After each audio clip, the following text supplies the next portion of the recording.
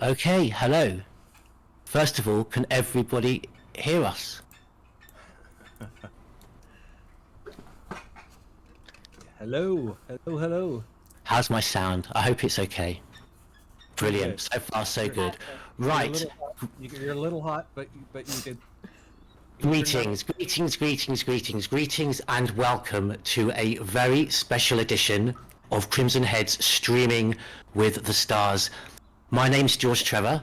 As all Resident Evil fans know, I was the one who designed the Spencer Mansion, and joining me here tonight from the Crimson Head team, putting your questions to our very special guests, who I'm going to introduce very soon, we have the Oracle Dragon.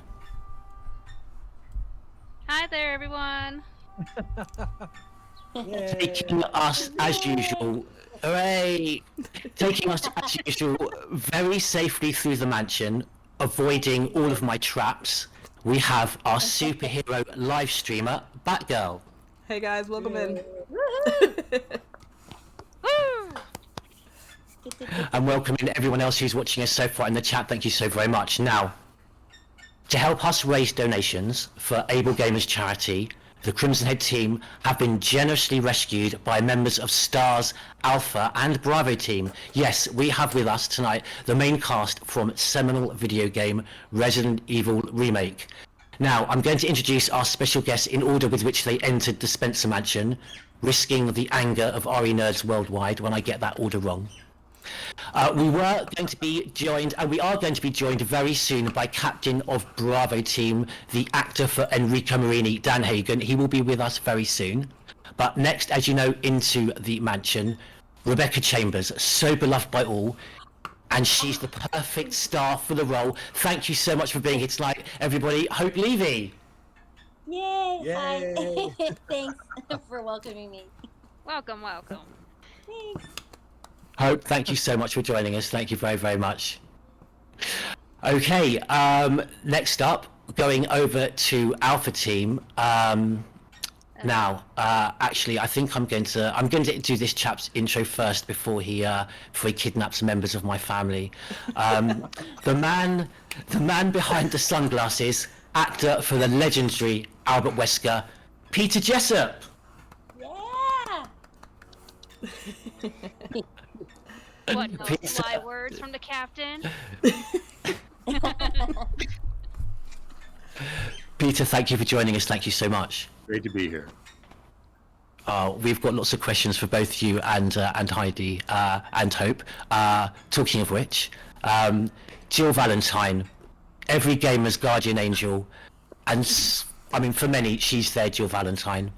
The one, the only, Heidi Anderson-Swan.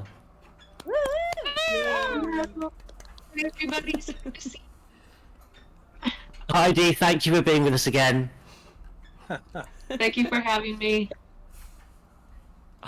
Now, we were going to be joined by Ed Smaron, Sir Barry of Burton. Unfortunately, Ed wasn't able to be with us today, but still very much looking forward to Dan Hagen, Mr. Enrico Marini. He'll be here very soon. Now, he's our podcast host and member of the Crimson Head team. Well, at least until he gets back those rather incriminating photographs I've got of him. The actor for Chris Redfield and Rich Dakin, although he doesn't like talking about that part. For everybody, we have with us Joe Whyte. Woo! Yeah! Joe! I should strike a Chris Redfield pose. Can you tell a joke as your Cigarette. character? Tell a joke. As your character. Why did the zombie cross the road? Why? I don't know. I don't know. You tell me. Zombies? Who knows?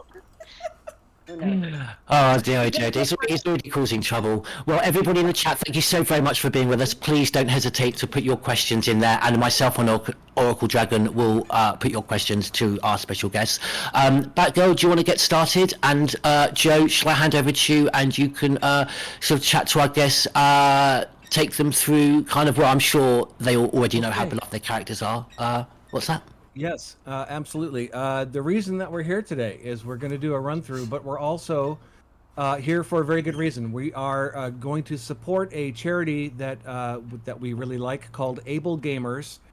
This is a group that provides resources to disabled people to help them engage in the online world, to become active gamers and streamers. And this is something that helps immensely with people who are homebound or can't necessarily get out in the world and do a lot of stuff.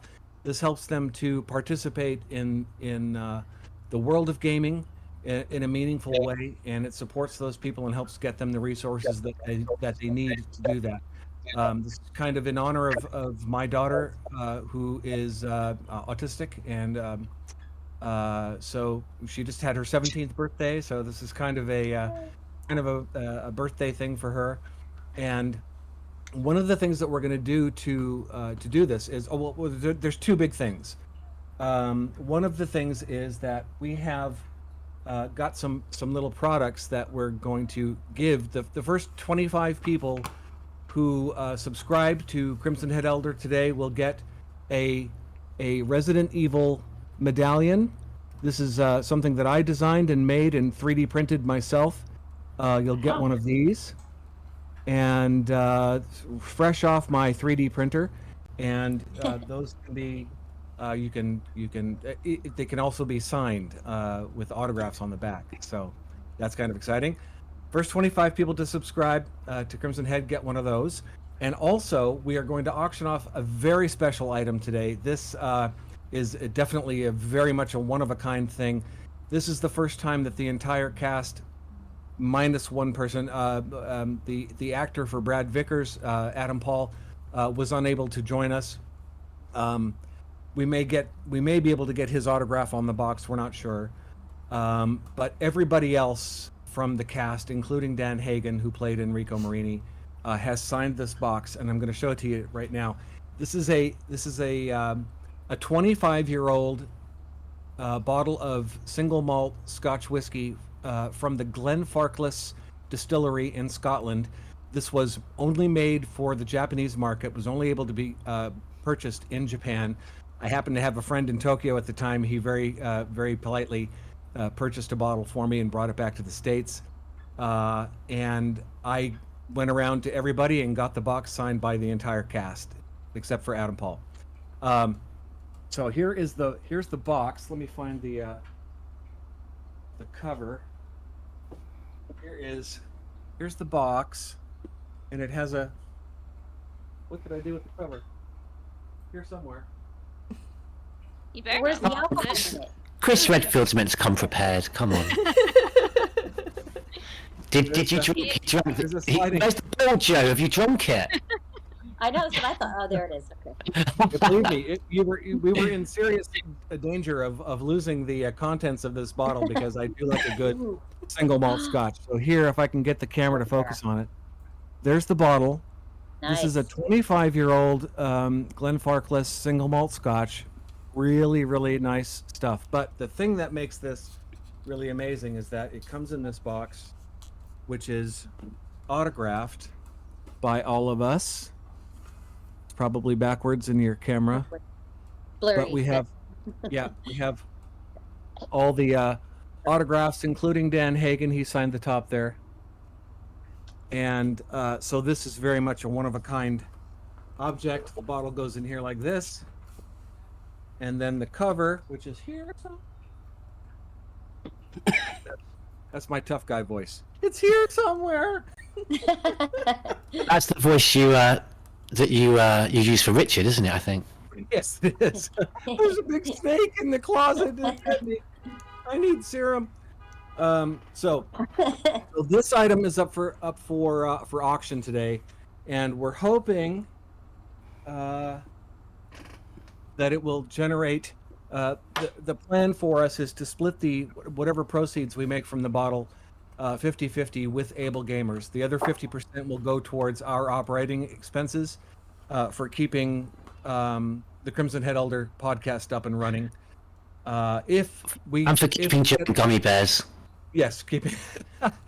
And here's the thing: if we get really big numbers on this, we know that there are some collectors out there who are ready to pony up some serious cash for this item. If we get big numbers, we will maximize the amount that Crimson Head Elder will take to $500. Anything above that, if we make $1,000, 500 will go to Crimson Head, 500 will go to AbleGamers. If we make $10,000, 500 will go to Crimson Head, and 9,500 of it will go to AbleGamers. That's the deal. So we also have, I believe, Nat, correct me if I'm wrong, do we have the donate button up on the... It should be up. I already started the charity through Twitch, so through the Twitch app, it should allow people to donate straight to the through the charity. Yes. Okay. That's the deal. And that's why we're here today. Nice. Right, Batgirl, you're looking great as ever. I feel you're channeling some Alexia Ashford vibes there. Yes, always. Definitely. Right. Well, we're going in with Jill. With Chris, I believe we're going in with Chris. So Yes. It's gonna be a lot of running.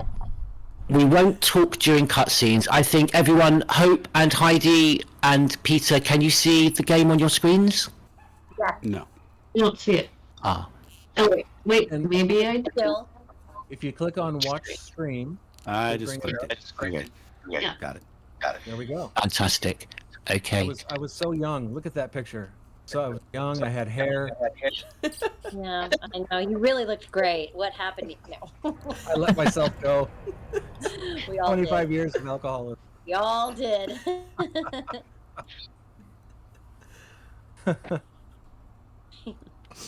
Now, I've got lots of questions for you, but more importantly, so do your fans. After this cutscene, myself and Uncle Dragon will start putting questions to you, but I'm going to shut up because we've got this seminal, most fantastic intro.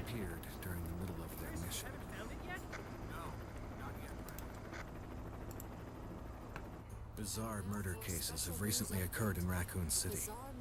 There are outlandish reports of families being attacked by a group of about 10 people.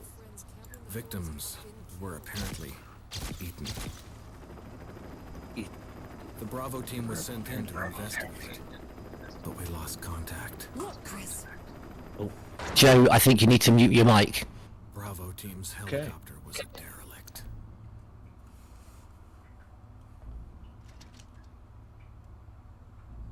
Save for the remaining body of Kevin.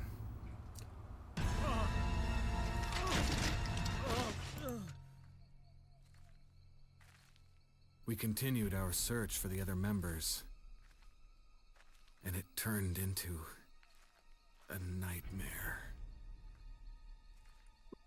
Peter, you were very svelte back then, too. And blonde.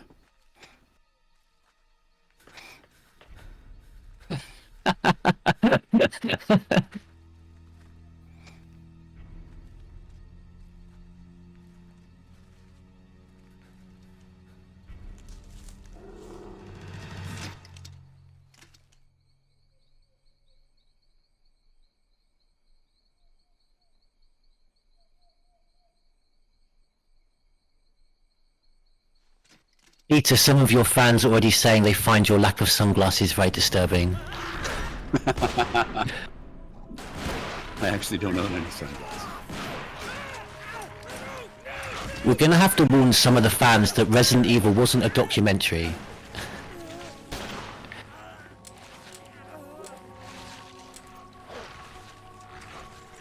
I'm going to open a hot dog stand and call it Zombie Dogs.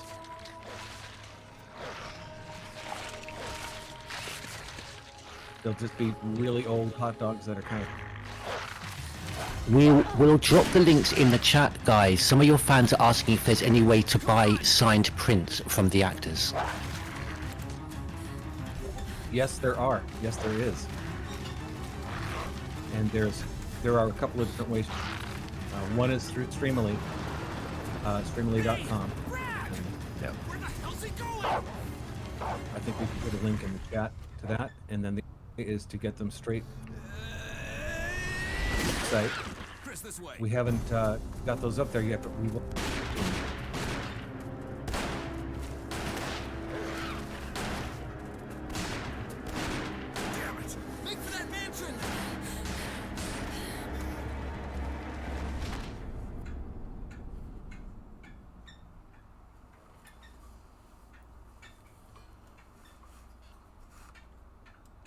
There are only 3 STARS members left now. Captain Wesker, Jill, and myself. We don't know where Barry is. Is everyone all right? Barry. Where's Barry? He's... No. What was that? I'll go and check it out. All right. Oh, we lost Jill and I Heidi. will stay and secure this area. We lost Heidi. Take care. Yeah. She's on the call. Oh, now she's back. Yeah, sorry about that. Well, you were running through the forest. Well, you also gotta consider that Wesker kind of took her away for a moment. Where'd you take her, Peter? Now, I want to very quickly ask Hope. Hope, was this the first video game that you had acted in? Have you been in any since? And throughout the years, sort of how connected have you been with Resident Evil fans and sort of been aware, about how just this game has just grown in legendary status over the years? Yeah, this was the first game I ever did, and yeah, who knew it would be such a beloved classic, or should I say a chestnut? Yeah, I mean, I've done many games since then, but this is definitely, it feels like the biggest game, I guess because it was one of the earliest to come out, so yeah. I do run into many people when I tell them who I was, and they're like, I grew up on that game. I'm like, oh my god, I feel so old, but that's an honor, actually. I was a little kid in a crib playing your game. Oh, really? Great Wesker. parents. Awesome. Jill? Yeah. I think I was 34 Where did they go? or 35 when I did this game. Actually, no, it was even probably 30. I think I was 37 when I recorded Wait, the you're voice. older than me? I just turned 62. Well, So you it's- look great. Damn. It's because I drink the blood of zombie dog. I don't know. It's It worked. I mean, the fans in the chat are already suggesting that, Ed's really taking this far too seriously, but actually kind of, almost, cosplaying his role on today's interview by not being here. He's lost somewhere. He, right. Exactly. There you go. I actually think, it would be so cool if we kind of found him sort of like tied up in a chair, just sort of out of view behind, over the shoulder of Peter. He's actually in my bathroom, so didn't want you to know that. He is. He's got- Tied up, exactly. right. He's got zip ties on his wrists and duct tape around his mouth. Hmm. One thing that interested me, Peter, when you came to the role, I think you've said in the past, we've been very lucky to interview you before, that you weren't, is this correct, you weren't necessarily aware that Wesker was to play the antagonist in the game? No, I had no idea. When we started recording, they didn't tell me that. I just thought he was the team leader. Huh. So when I found, I was like, oh, I'm the bad guy? Wait, I'm turning into a what? Oh, okay. Well, it's kind of interesting though, because you came into the performance with one idea, and did that, them telling you that you were the antagonist of the story, did that change your approach to the rest of the dialogue? No, because after that point, I was the antagonist. So yeah, I see. I gotcha. Right. it wasn't until we got to that part of the script that I was like, oh, I'm blackmailing Barry to what? That, yeah. Also, we've already had 3 different donations. One from Sunny Bauer. Yay. Sunny should come on and say hi. Yelly, I believe it was. Real, I believe. Yeah. Thank you, Real. And Kyle. That's the $50 donation from Kyle. And one from Chaotic Claire.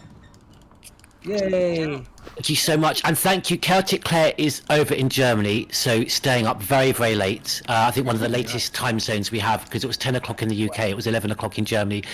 Celtic Claire, fantastic cosplayer in the community. Claire, thank you so much.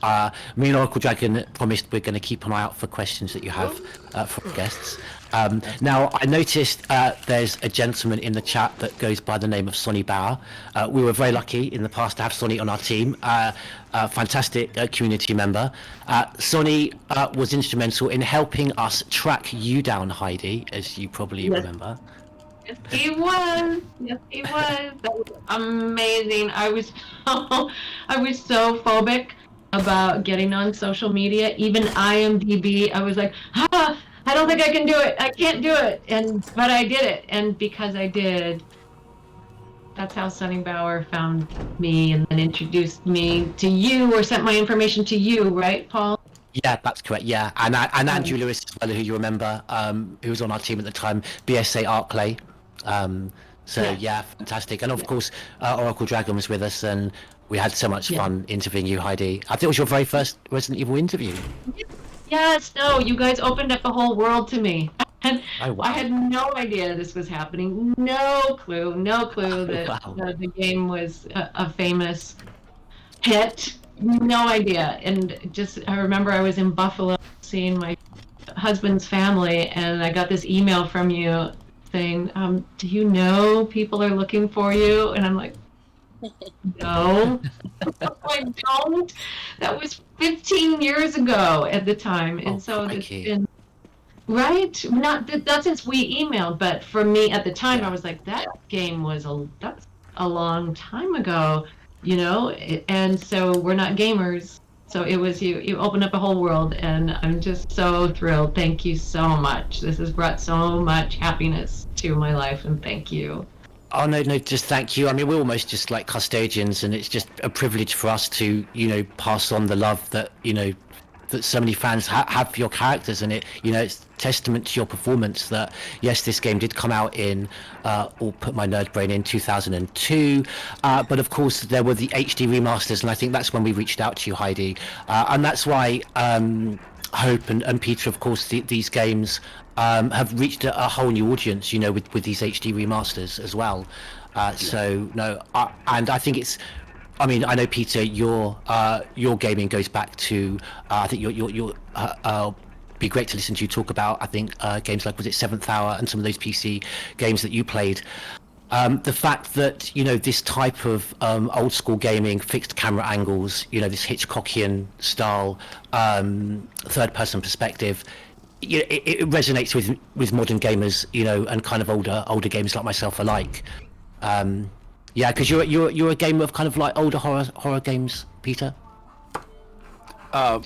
Back in the 90s, yeah, I'm mostly an RPG guy now. I do a lot of like Destiny or Fallout 76, that kind of thing. So With that voice, yeah. Yeah. no, as a player. Oh, okay. I play those games. Well, I would say with your voice, though. My God. Yeah. It should also be noted that Peter does run a Dungeons and Dragons group here in the San Fernando Valley, of which I am a member. We've only had one meeting so far, but well, you missed the second one actually. So. Oh, I did. I missed that one. Okay. Yes. And do you do that on Discord? No, that's live. No, we do it in person. People come over to my house and we actually sit down around the table and play D&D. Yeah. Wow, that's so fun. Chris and Wesker playing D&D together. That's just quite surreal. That's so cool. Great. Do you kind of does he cheat, Chris? Does Wesker cheat? I can't say. I'm the DM, so it doesn't matter. He's You're Wesker, of course you are. Yeah. I will say the name of our group though is it's LA's only non-streaming D&D group. Because anyone else in Los Angeles who plays Dungeons and Dragons has it on. They're doing it on Twitch or. Yeah. Okay. Zoom. We're not. Zoom D&D. No, we're old school. We actually are even using which book are we using? We're using the original AD&D books, the Advanced Dungeons and Dragons from 1980. Oh, cool. Yeah. Oh, fantastic. Now, I used to play D&D back in 1980, 81, 82 when I was in the Navy we had a bunch of geeks that would, every Friday night we would start playing D&D around 6 p.m. and not stop until early Sunday morning or early Monday morning. So this was when Peter mentioned he was starting this thing up. I couldn't help but try and get in on it just to relive my misspent youth. So when do you usually meet? What day? We try to meet like every other Saturday. Okay. In the morning whenever or night? Beg pardon? In the morning, in the night? Oh, usually about 4 p.m. we start because we can't stay up late because we're old now. We're old. Back in the old days when I was playing in high school and college, we'd stay up until 3, 4 in the morning. But Sure. We all did back then. yeah. We have responsibilities now and children. Yeah. That's Hard. So man. I have a question for everybody. How much? It was a long time ago that we did this, and one of the questions that I've received from a lot of the fans out there is, what was the experience like? What was it like being in the booth? And so how much do you remember about the gig? I remember when I did it, I think I spent, I had 4 sessions, 4 voiceover sessions. So in case you don't know, if people out there might not know, that the longest voiceover session that you can have on a given day is 4 hours under Screen Actors Guild rules. Am I a little soft? Yeah, too soft. A little bit. Pull my microphone forward a little bit more. Project. So they the longest session you can have is 4 hours, and that's largely to protect your voice. Sometimes you're doing. I did the voice of Gimli for one of the Lord of the Rings games, so you can imagine screaming as a Scottish dwarf for 4 hours. It's very taxing on your voice. Joe, no, sorry, I'm sorry. I'm going to have to interrupt. I'm going to have to ask you to do a Chris line as Gimli. There are only 3 stars left now. Myself, Joe, and the wee bastard Wesker. That was bad. So, moving on. No, it wasn't. I think I did 4 sessions. Do any of you remember how many days did you do on the? Because Joe, sounds about right. Maybe 4. I was had, thinking maybe 6, but probably 4. Yeah, you had considerable amount of dialogue, and Heidi, you did too, probably, huh? I did 2. From what I remember, I had one session, and then they called me back again several months later, and it was unclear to me what it was, if it was the next version of the game or it was pickups. I wasn't sure, but I did that. And at the same time, then they said, would you read the parts of, there was another video game that they were working on, and I can't remember. Was it PN3 or Killer 7? Yes. They said, while you're here, do you mind? And I said, no, why not? And so we had the booth, I was there, and I recorded Killer 7 at the same time, a few lines for that. So amazing. Yeah, very short. And I remember I had no clue about the game or its popularity, and doing video games back then was not considered to be a great job. Right. Now it's a fantastic job, I think, but back then it was supposed, but I had no idea what a successful game this was going to be, or anything about the first Resident Evil game. Nothing, no clue. And I don't think I saw any pictures, any animation, anything. It was just me in a booth working with the director, and it was great. I had a wonderful, wonderful time, and got a lot of direction, which I really needed, because I'm super sensitive. I'm a fraidy cat, and Jill is not. So I need to be coaxed to be braver than I am in real life, and I think I did all right. Was that Carol Rougier? Was that? Yeah. Yeah. Good old Carol. So, but she did not give me direction. No, it was, yeah. Oh, okay. Because when I did my sessions, Carol was kind of. Let me mute myself for a second. I can't mute myself, but I'm getting a lot of feedback. When I did my sessions, there were 2 guys from Capcom in the booth, and they had very little English, and so Carol would kind of talk with them and get the what they wanted the line to sound like, and then she would communicate that to me, and then we would kind of do the thing and go back and forth, and they would tell her if they were happy with it. So it was kind of a small game of telephone to get the. That's how it was for you as well, Hope? Yes. I feel like I only had, I might have had 2 sessions, but I remember one specifically because it was a full 4 hours in a little room. I was sweating like, because you're working out. You're really, and I had no idea what I was doing. But I literally what did I audition for? What? Because everything's so secretive. We couldn't really tell you what it was. Okay, what is it that I'm doing? And it's you're a medic and you're this and that. I was like, okay, and yeah, exactly. Carol would say, okay, now your zombies are coming, or they're coming at you, and you got to shoot. I'm like, what? And use your imagination. Okay, it was definitely place time in the booth with yourself, being fed what's going on, and I remember sweating so much. I was drinking so much water because the performance level. We're trying to put ourselves in that situation and create and. Yeah. Lots of sweat. It was fun though. I was exhausted afterwards. I was exhausted. I remember the fight with Plant 42 was like that for me because they had the video screen up because it was already animated. Oh, so you got to see that, Joe. Yeah, and so they had a video screen in the booth, and I got to watch Plant 42 throwing Chris around the room. So I had to time,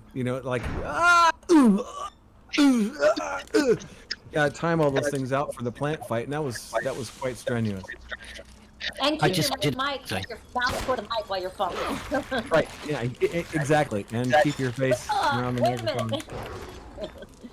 So I had the great pleasure of speaking at Career Day at a local high school a month or 2 ago, and I was in speaking with the actors and writers. And I told them a little bit about voiceover, and so I showed them a cut scene with Jill Valentine, and I said, sometimes this is what it is, and I showed them a cut scene of me throwing up, and I say, so if they want you to throw up, you've got to, come up with 3 different pukes for them. Do 3 in a row, do 5 in a row,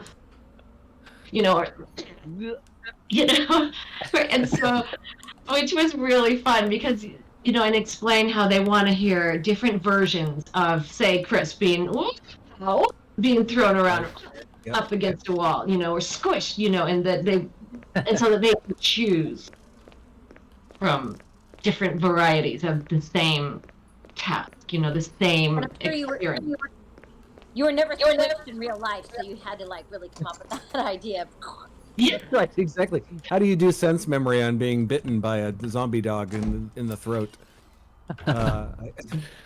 Thank you very much to Tompano and also to M. Greg who have donated. Thank you to everybody who's donated. Sonic Saw and Chaotic Player as well. But I just saw recent donations by Tompano, who I think might be a member of the RPD live stream teaming with that RPD. That name is familiar.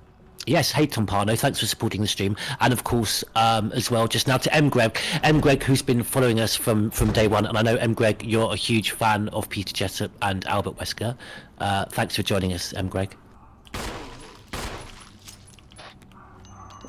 Joe, I know when you spoke, it's a shame that they can't be with us today, but Joe, I know that when you spoke to Ed Smaron, the, of course, Barry Burton actor, and to Dan Hagen, particularly Enrico Marini, were quite shocked, particularly with Enrico, who doesn't have too many lines in this game, but just how much that character, I know Sonny Barron, the stream's a huge Enrico fan, just how beloved these characters are and how they resonate so much with us. So, we're starved of these characters' biography and their backstory that are so prominent in our minds and are so kind of multi-dimensional in the extra lore and the facts that we get, the supplementary reading, just as much as any soap opera character is to people that love their soaps, or dramas on Netflix or whatever. So all the more reason that we so appreciate Peter, Hope, Heidi, Joe, when you can be with us, when you can be with the fans, and kind of just give us a little bit of an insight into your experience with the game.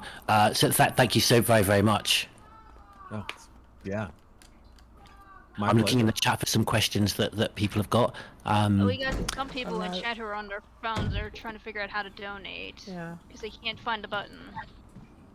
Oh gosh. Dragon, do you want... Also, thank you, Fairy Hippie, for the donation. Well, what might help is the very generous fans like Tompano and M. Greg and Sonny and Celtic Claire already that have donated. Maybe if you would be so kind to drop a little link, or maybe some maybe some pointers. Up on the phone app. Oh, it's is not. It just so? Is it showing up on desktop but not phone? Yeah. Shoot. Yeah. Okay. Maybe we can do a link on the Crimson Head website later that they can go to and maybe make a donation later. Can we put that on the website? We can do that. Oracle Jagger maybe as well. Do you want to maybe look into that, see how we can change that? So the people that have been donating, have they been within the Twitch to see if there's a specific link that we can link to from there? So people that have been donating, has that been through the desktop? Yes. Yes. Okay. Okay, so it's just mobile. It's always mobile phones. Pain. See, I have a Nokia. I have an old Nokia. Oh man, I was dreading when you went into the kitchen, Batgirl, because I'm starving. I'm really limited what I can make at the moment. I set fire to my oven yesterday, but it's the entire thing was in flames. I was literally seconds from having to call the fire brigade. I just literally threw a bucket of water into it. Got to repaint my entire kitchen. Oh no. Were you playing a game? Is that why? No, I think there must have been something old, like caught in the flame or something, because I just put this pizza in. It had only been in for like 2 minutes, and then just smoke was just like bellowing out of it. So I just quickly, I've got 2 huskies, and obviously huskies and fire really don't mix at all. They're far more into ice and cold and stuff. So I put the 2 huskies on the roof terrace, like opened all the windows. Obviously the next thing I did was I threw a blanket over the Resident Evil collection. That was the most important thing to save. Yeah. So I now have no oven. Huskies like dogs. Oh yes, I do. Yeah, I have 2 huskies. Yeah, so yeah. So they went onto the roof terrace. I've never, like, the smoke was unbelievable. How much was bellowing out. And then I didn't want my Resident Evil collection to get like all smoked over, so I threw a blanket over that. Yeah. I'm sorry about that. That's a drag. Yeah. I didn't. So now I'm kind of I can only have soup. I can only make stuff that you can boil on the gas thing. So anyway, starving. Okay. Oven 1 GT 0. That's what Jerry just said. You mentioned Destiny earlier, Peter, because you're in Destiny as well, I'm sure, aren't you? Yeah, I'm Yes. the player character voice. I thought so, because my son, who thinks I'm just one big Resident Evil nerd, oh my god, he's a huge Destiny fan, and I went up in his estimations immensely when he knew that you were going to be on tonight.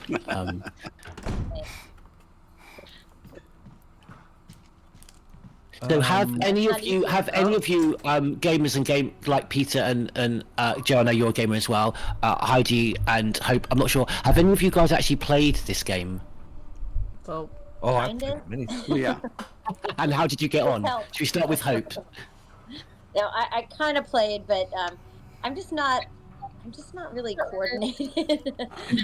Like, my kid tried to help me, and he's like, "Gosh, Mom," I'm like, I play active, like, I wasn't raised with it like you guys were, and just, he's like, "You're hopeless, Mom." So I'm sorry, I tried. It does have quite an archaic control system, that I'm not going to go into now. But yeah. Peter, of course, you're an old school gamer. How did you get on? I didn't have a GameCube when this came out, and it must have been 5 or 6 years later. I saw a used copy of it, and I was like, "Oh,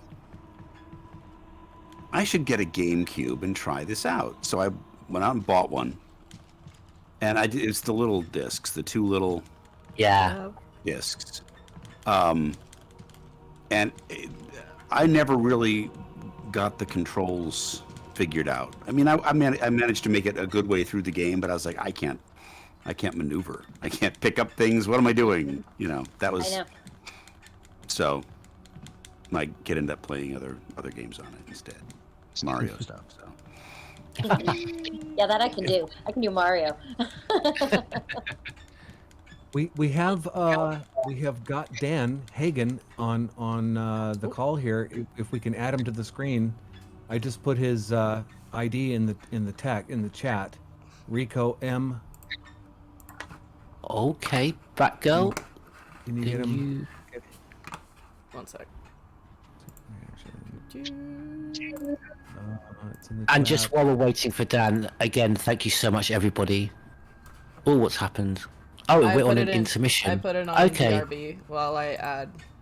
So okay. No, it's cool. It's like the old days when I used to go to the cinema.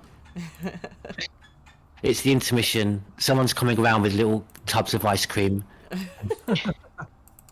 And people don't do are getting... that in America. We need intermissions. Definitely. Real intermissions. And tubs of ice cream. Oh. How do I add someone to the call? That's so weird that it's not apparent. Well, I just sent him a friend request. Oh, and Enrico. Where's Enrico? Okay, Joe, you have him He's as a coming. friend, right?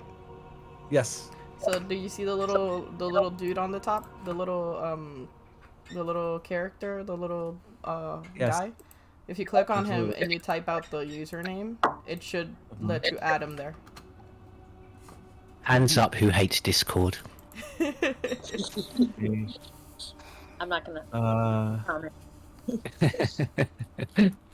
Oh, okay, can I interrupt with a dumb question? Go for it, Heidi. No, there are no dumb questions. Yes. Well, no. I've only seen the game from the Jill perspective. And so now we're playing from Chris' perspective. Yes. And so we're seeing different rooms, am I correct? Because I don't recognize a couple of these rooms. Well, it's the same journey through the mansion, except Chris will have different interactions. So whereas your character, Heidi, interacted with Ed Smaron's character, Barry Burton, and you may remember the moment when you were given the choice, Heidi, to hand your gun to Barry or not, and you had quite a unique take on that, because the choice was either to hand the gun back to Barry or not, but you had a third way. Do you remember your third way? We will never forget what you said. You were willing to pistol whip Barry. You've been so, gentle and restrained up to that point. Okay, I got and then suddenly it was, let's just pistol whip him. Alright. Anyway, so your character interacted with Barry Burton, whereas now that we're playing as Chris, he's going to have more interactions with Hope's character, Rebecca Chambers. Which is why I'm just waiting at the store. Okay, Hope, we're going to hear from Hope. Are we all ready? Okay. Go for it, Batgirl. I just added... I'm watching the screen. It's really tiny, but I wish I could make it bigger, but of course I can't. It's not coordinated. Rico is here. Wait, where'd he go? You. Chris Redfield, Alpha Team. We're here to Chris rescue Redfield, Alpha Team. Here to rescue you. Richard, what the hell happened to you? What the hell happened to you? It was a snake. It's this place. Get your team out, man. It's really dangerous in there. Demons everywhere. He seems to have been bitten by a Chris, why do you lie so much? But the size of the bite mark is huge. It's I'm not lying. gigantic. It's not just any ordinary snake. It's not just an ordinary snake, man. He needs serum. Chris, you always exaggerate so much, and I'm really getting sick and I'll tired of go it. get it. No, Please hurry. Rebecca, listen. I'm not kidding, man. You complain all the time. Just get us I need something a to Band-Aid. eat. Hot. I need a Band-Aid and a handy wipe. And And a Twix bar. Make it dark chocolate, please. please. Yeah, like our version. The new version. Improv version. We'll redub the entire Like show. Mystery Theater. Right, exactly. Mystery Game Theater. Director Smiley, welcome to the chat. Thanks for joining us. Yay. Now, is Enrico in the building? He's still he's paging him. logging on, but he's not live for some reason. It's like I already added him to the group. Okay. Yes. But I don't have his. He's still a cartoon at this point. Yes. Let's see. See you. Wait. Wrong door. Also, Peter, my friend says you're her other boyfriend. So she wanted me to tell you that before she left. That's hilarious. Oh, I'll tell you what. When Chris and I, when Chris, 'cause you're Chris in the game.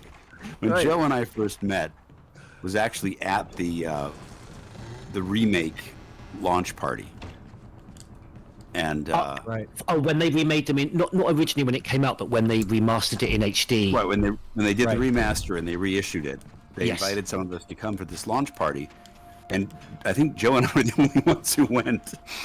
Yeah. And it was a was a strange big party. event, but they had like a There was some game foreign- commentator.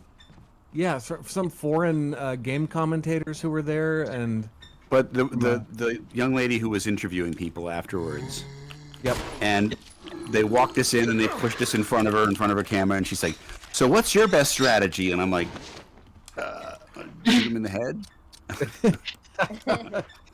Poke him with the And she's pointy. like, ball. "Okay, well, what do you do?" See, I'm Peter Jessop. I was Albert Wesker, and she just sort of stopped and stared at me. Right. She's like, "Oh my God, my first crush." Oh, And I couldn't help but laugh. I laughed on this poor girl's podcast or whatever she was doing because she had a crush on Albert Wesker, That's really funny. and back in 2003 or whatever. But Well, it that is just, a very sexy voice. It's a very but sexy. she had no idea who she was, that she was interviewing us at all. She didn't know who we were. Just a couple of old guys voice. Yep. wandering remember. through. I remember. That's one of the great things about being a voiceover person. Is all the trappings of celebrity without any of the celebrity. Oh. Because nobody knows who you are. Nobody knows Yeah. your face. You can Oh, walk down the wow. street, you know. Joe, sorry to interrupt, but Convict, he's done a very generous donation of $100, so I have to get your name right. Convicted Ofun. Thank you very much for your donation. so much. Thank you. Hey, listen, we need to talk about something. We need to set up how the auction is going to work. Well- we should probably start taking some Yes. bids for. Joe, do you want to? I'll explain. If you want to hold the whiskey up now, everyone knows. Recently, it was the 25th. I feel so old. We all feel so old. The 25th anniversary of Resident Evil, and released only in Japan. I'm not a whiskey expert. I know Joe is a huge whiskey expert, so he'll fill in the holes for me. But a reserve bottle of whiskey, released only in Japan, signed by your main cast from this incredible game. Thank you so much. Signed by Peter, of course, and by Hope, and by Heidi. Also by the actors for Barry Burton and Enrico Marini, by Ed Smaron and Dan Hagen as well. Everyone has signed it. Joe's holding it up now. We will take bids by people just in the chat. You can put your bid in the chat at any point during the duration of this stream. And we will also be possibly taking bids thereafter. I know that Jeremy Pryor and a few very famous community collectors have got their eye on this. There we go. Joe's holding it up. We did have 2 bottles, but one mysteriously went missing. Joe, what happened to that other bottle? He came don't over to my know. house to play Dungeons and Dragons. Yeah, it never made it to the table. I have to say, if anybody is interested, this is a very special whiskey. First of all, it's 25 years. It's really kind of a very rare and unique item because this was only issued in Japan for a very short period of time. As the I really have to find the board because it has this logo on it for the 25th anniversary of the original game. This is the bottle itself is actually in commemoration of the 25th anniversary of the release of Resident Evil 1. This is before the remake. So this was not released to celebrate my game or our game. All of us were VOs on the remake, but you are getting the full cast from the remake signed on the bottle. On the box. So it's kind of a very special thing. I don't think this has ever happened before. This actually, I know this hasn't before. All of us have not been together in the same room ever. Yeah. Even when we were recording the game, sometimes you think of voice over sessions as being a bunch of people in the room doing all of the voices at once around one microphone. Really, very, very rarely how it works, in my experience. I've only done a couple of group recording sessions. Mostly it's you by yourself in a voiceover booth doing things, and then on the other glass, the director, those people, and they tell you what to do. So this is really kind of the first time that we've all been together, even virtually, right? And Yeah. certainly the only artifact that's ever been signed by the whole cast. All of you collectors out there, pony up some big cash for this item. For the AbleGamers. The Bob Geldof moment. Give us your bloody money. Was that Live Aid? Most of us are under 30, probably don't know what I'm referencing. Sorry. Right. Enrico's with us. Hey everybody! Yay! Dan Hagen, ladies and gentlemen. I'm Right. I'm in a transport vehicle heading to an undisclosed location. Hey, Dan. Wow. We're just watching this fascinating stream to see if I'm dead yet. You know, this is very exciting. I got to tell you, this is extremely exciting, Dan. This is the first time you've ever been interviewed for any of the Resident Evil games, right? Yeah, I can't tell you how excited I am. So I won't. All Saw right. both Levy up there in the corner. Yes, hi, Dan. Yeah. Hi, Hope. How are you doing with your red Good. curtain? Is the got show my- about to start there? I am doing a show next month, so I'm getting ready. Yes. Excellent. And your son is doing voices now too, right? Well, he was until he, hit that certain golden age where the voice changes. Oh So now no. he's 16. So he did it for like 10, 12 years, something like that. Oh, good. And now College he's- fun. Yeah. College fun. Yeah. Now he Excellent. wants to be a screenwriter. So he's like, I'm done with voiceover. Wow. I want to do. Yeah. So for now, I said you can That's always for go sure. back to it. You can write So when the next Last of Us for the rest of us. Yep.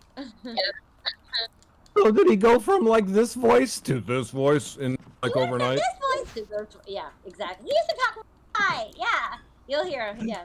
Well, because Peter, he was in the We Bare Bears movie that you were in. Sam Oh, was he? Who did he do in that? He was Baby Grizz. He did Baby Grizz Oh. like for 3 years until his voice changed. That's fun. So then I did the episode with him on regular We Bare Bears as well then. Yep. Because I was the director for the Baby Grizz show Oh, when they that- started yeah. that. Yeah. Oh, that was That's hilarious. Yeah. Yeah, he was Baby Grizz. Sonny Bauer, a big fan in the chat, guys, is saying that it's amazing that Dan and Hope know each other personally, since their characters are both on Bravo team. Because of course you're Hope's captain on the team, Dan. Yes, and Hope and I also did Magic the Gathering, some card show. Do you remember that, Hope? Where you were a young sprite and it was an old wizard? Wait, what? Yes. For a card game, an online card game. Oh my God, duh, that's And right. they- For Blizzard, right. I never saw it. Though. Blizzard, Did that's you? it. And they did an animated, like a 10-minute musical. Disney The thing. It musical we was did, quite yeah. elaborate with singing, and I thought I was going to be replaced because I really sing like an old wizard, but I guess it was good enough for them. Do you have it? Do you remember any That's of it, Dan? Can you give us a little bit? Oh my God, it's been so long. Because Not if you Oh, it want was to keep your Hearthstone. listeners. Dan, it was I will. I'll Hearthstone. have Hearthstone. Hearthstone is home. Hearthstone. Yeah, that was it. Yeah, that's it. Hearthstone. Yeah. And Jim Cummings was there too. Oh my Who's done God! the voice of Winnie the Pooh. Wow. Yep. That's right, Jim Cummings. Yeah. Totally forgot of it. Yeah, that Wow. was a fun gig. Yeah. Yeah, I was waiting for them to make a series out of it. That didn't They had- happen. Well, still could, you know. Well, probably not, but Dan, you Quickly ask on the donate button. Is it correct that it's only working for fans on the desktop? Because Director Smiley, thank you very much, Director Smiley, was looking to donate but couldn't find the donate button on the mobile app. I think we have the link, don't we, Oracle? Oh, can we put the link in, Oracle, in the chat? I'm working on it. Thank you, Oracle. Thank you. Tappy keys going on there. Yeah. So Dan, were you a gamer? Are you a gamer? What did Resident Evil mean to you at the time? Have you been aware of just? I mean, this isn't just one of the greatest Resident Evil games across the series, across 25 years. I mean, this truly is one of the most seminal, iconic, one of the greatest video games of all time. Well, I didn't realize that until my 22-year-old kid said, "You're in that, Dad?" I said, "Yeah, you heard of it?" He says, "Oh, yeah." I said, "Okay, I finally became somebody, and I didn't even know it." And another friend's son said, "Oh, you're in that?" I said, "I think so. I think I got killed early, though."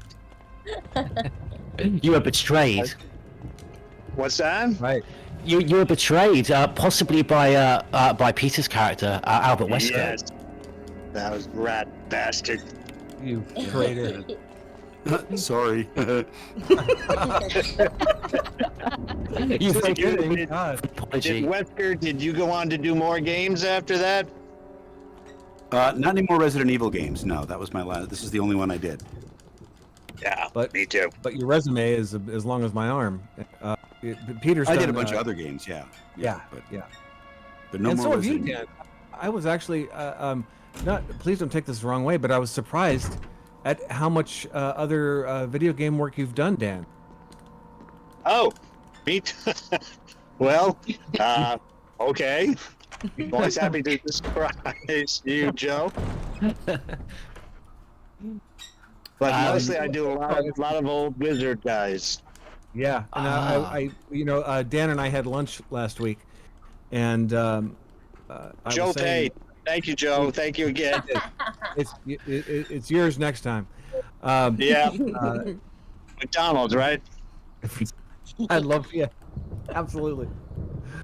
What was my point? I forgot my point. We had lunch. We had lunch, and we were talking about other stuff that you'd done. And you were just naming off all these other projects, and I didn't really know that that we knew as many people in common as we did. We seemed to know a few people in the voice industry. Well, the funny thing about video games, you go in and usually you just do it by yourself, and it's not till the secret project comes out that you learn what game it was, who you're acting with, and just where it's going to appear. And even then, sometimes they forget to put you up there. So unless you are diligent and hunt down or bug your agent, you don't always know just exactly what you've done and where it's showing up. So. Oh, Yeah, that's kind of a interesting. word of caution. Word of caution for young- The only time I got to work with another actor was with Paul Heidi in Ratchet and Clank, and we were two old robots that were sort of obsolete.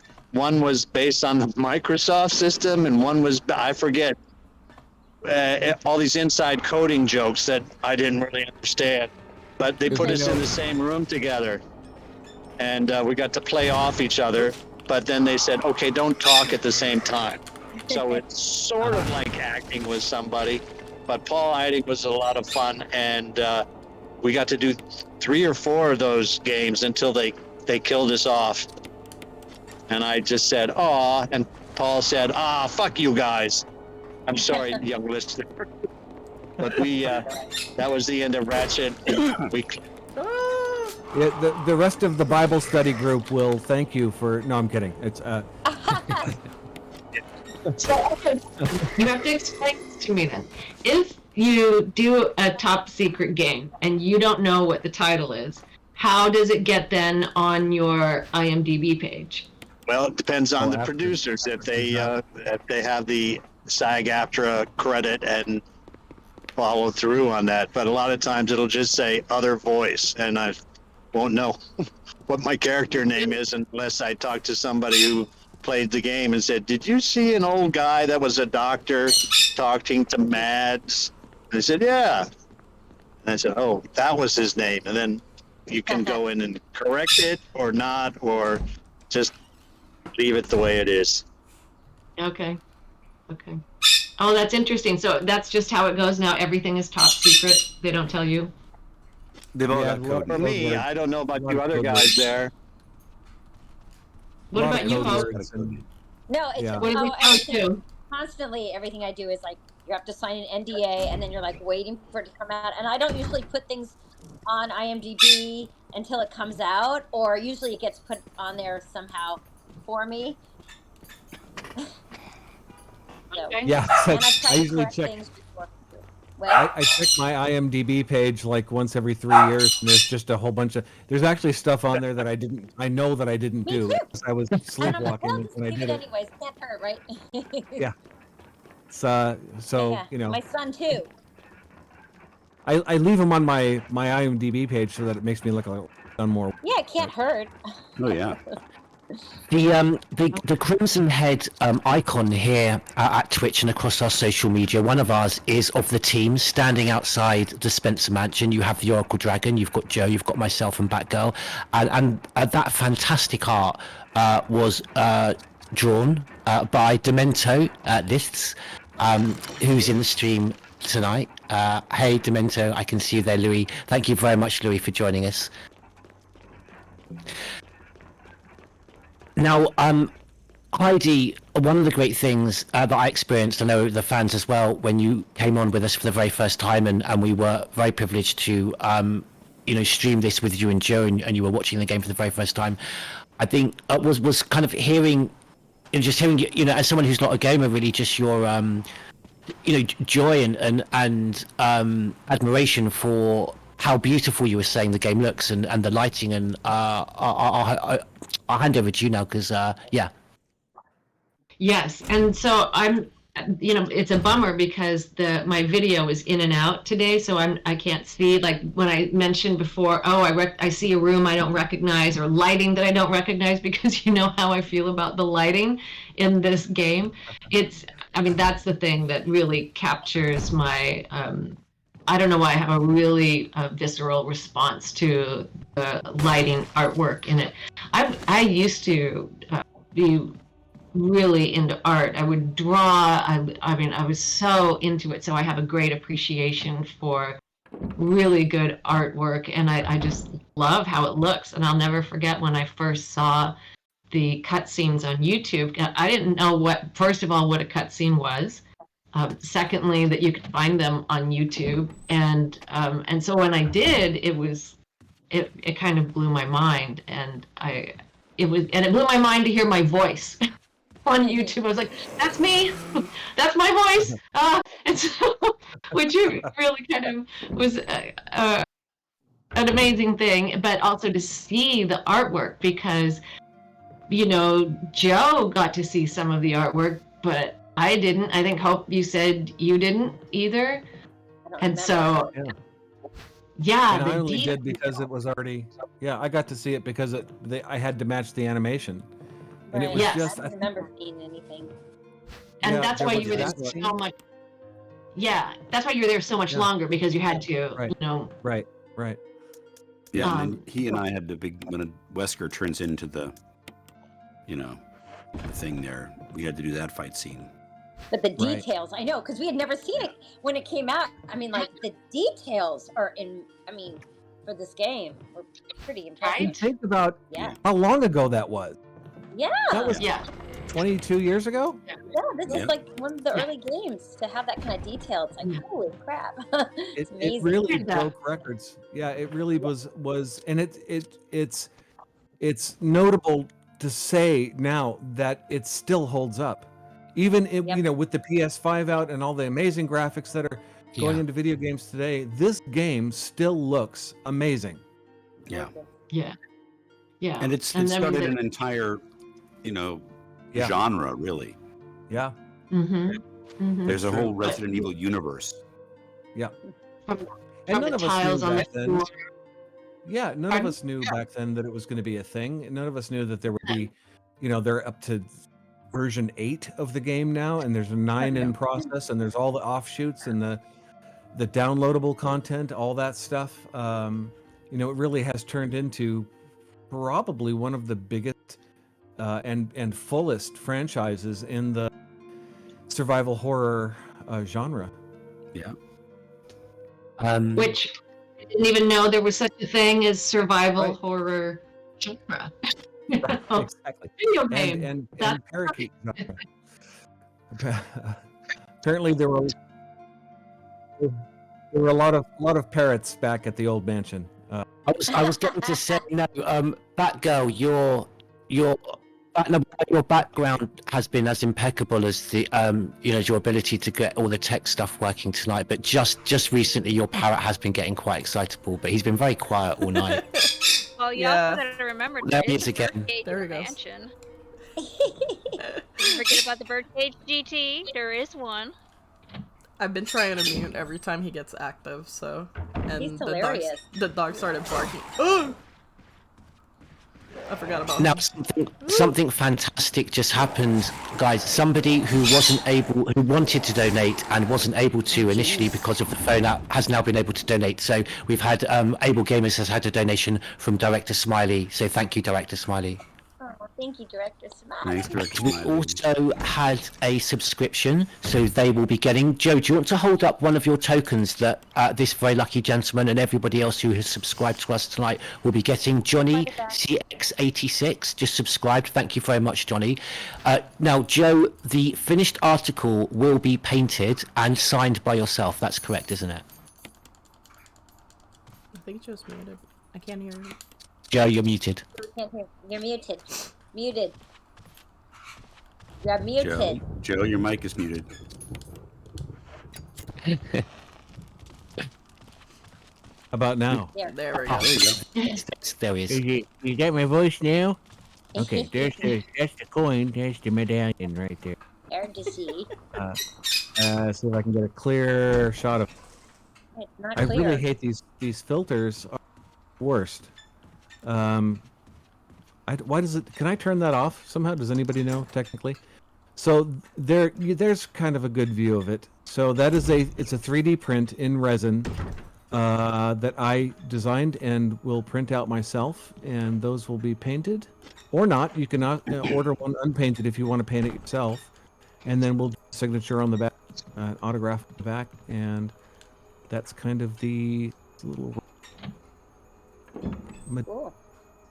Thank you. It'll have a hole cut in it that you can hang it from something you want to, or you can make your friends or use Frisbee. earring, or They almost kind of have like an ink ribbon feel to them. they do. In fact, Yeah. I could design it and print them out if anybody wants those. So, kind of exciting. And Paul, how are we doing? How are we taking the for the auction? Is that So far, we've got a huge and generous amount of people watching, and people who have followed, and people who have subscribed, and we've just had another subscriber. Thank you very much. And obviously we will, on our stream settings, have details of everybody who has subscribed, so don't worry, you will be getting your tokens from Joe. Zombie Blood XD, thank you very much for subscribing. We haven't had any bids yet for the whiskey. Joe, in a second maybe you might want to show the whiskey off again. I'm looking for some of the very famous Resident Evil collectors in the chat. I don't think Jeremy Pryor, who I know was very keen to put in a bid, is with us yet, but we've got lots of time still for people to put their bids in now and after the stream as well. Is Dan still with us? Is that bottle empty now, Joe, or did you record? No, it's still full. You put that netting around it. You can't really tell if there's anything in there. Taking it out now? Okay, comes with the protective stuff And here. what's the brand? What's the brand on that? Glen Farkless, which is a wonderful distillery. Glen Farkless? Yeah, You Glen, just drink no more, and then you. Well, never mind. Wait, is that FAR what? All right, I just bid on the bottle. Awesome. Okay. 25 years. Is that how old the game is? 25 years? That's how old the original game is. Actually, this is a couple of years old, so it's already been. I think it's actually 27 years old. So almost as old as the game, right? Yeah. As old as the series, yes. Dan, have you ever attempted to sit down and play the game? Have you seen the game play through? I've seen bits. I've seen where I get shot. But I did watch some of the gameplay running through a lot of rooms. And what I thought was cool, where it was like went completely black, and I said, wait, where'd it go? And then it looked like a pause button, like, the 211 or the two white lines. I said, oh, those are the door handles. That was pretty cool. A lot of running around. I thought about the Foley guy who had to clomp around with all the different running, because I've done some Foley work in the past too, and that's one of the fun things I like to do on my own when I audition, make all the sounds. And I don't know if they appreciate that or not, but it's fun for me. But no, I've not gotten past my death as far as watching what's going on, because what's a game without Rico Marini? Absolutely. I think the 10th version should be the ghost of Rico, and he comes back as one of those zombies and eats a few traitors. That's a great idea.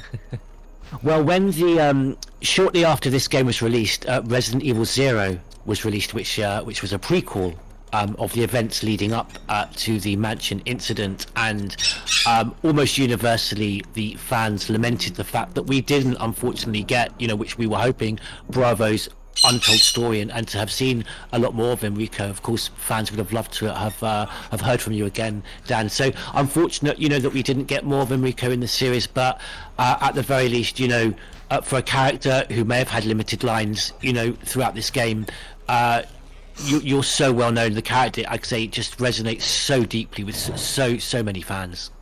Well, that's so nice to hear, and I did watch far enough to figure out what Umbrella was. But when I did the line, I had no idea what I was talking about. What? There's umbrellas in this house? What? What's going on? I'll just read the line. Oh, you're dying. You're dying. I said, I think my meter's running out because I had to park on La Brea, and there was only a 2-hour limit on the meter. So I did a quick death and got out as soon as I could. But all joking aside, it's interesting. I mean, all testament to all of your performances that, unlike today, that you weren't furnished with, concept art, even some basic character biography, or what your character's motivations were at the very least, or why you were in this mansion. It's incredible how little information you were given. They may have given me some information, but it's been so long that I probably forgot. You know. Yeah. Right. It's called acting. You're gonna make stuff up in your head. That's right. You're acting by yourself. Yeah. In a vacuum. Which is It more actually- like writing, right? Yeah, You're it's very- just right. You're just making Yep. stuff up in your head, and people are, what are the motivations? You're figuring it out yourself. Yeah, if they don't provide it, you make it up, and sometimes what you make up in your head is better than what's actually happening. But I always think of Billy Idol, Dancing with Myself. And now a lot of stuff is remote too, where they just, you're at home and you never really get to meet anybody. I just worked with a dubbing director who I didn't know that I knew because he was just a voice over the phone. He said, "Wait a minute, didn't we work together a year ago?" I said, maybe. I don't know. And we figured out that we actually did work together, but I've never actually met him. It's all been remote. Cool. So do you have you then have a microphone in a whole room? I do. I do it. I used to do it in my wife and my closet, and she said, "I'm tired of finding popcorn in my underwear and brassieres." I said, "Well, I needed the sound effect of popcorn crunching." Well, so I got the garage now. I go to the garage with my microphone and my very long cord that connects to the router. But do you have soundproof around it or anything?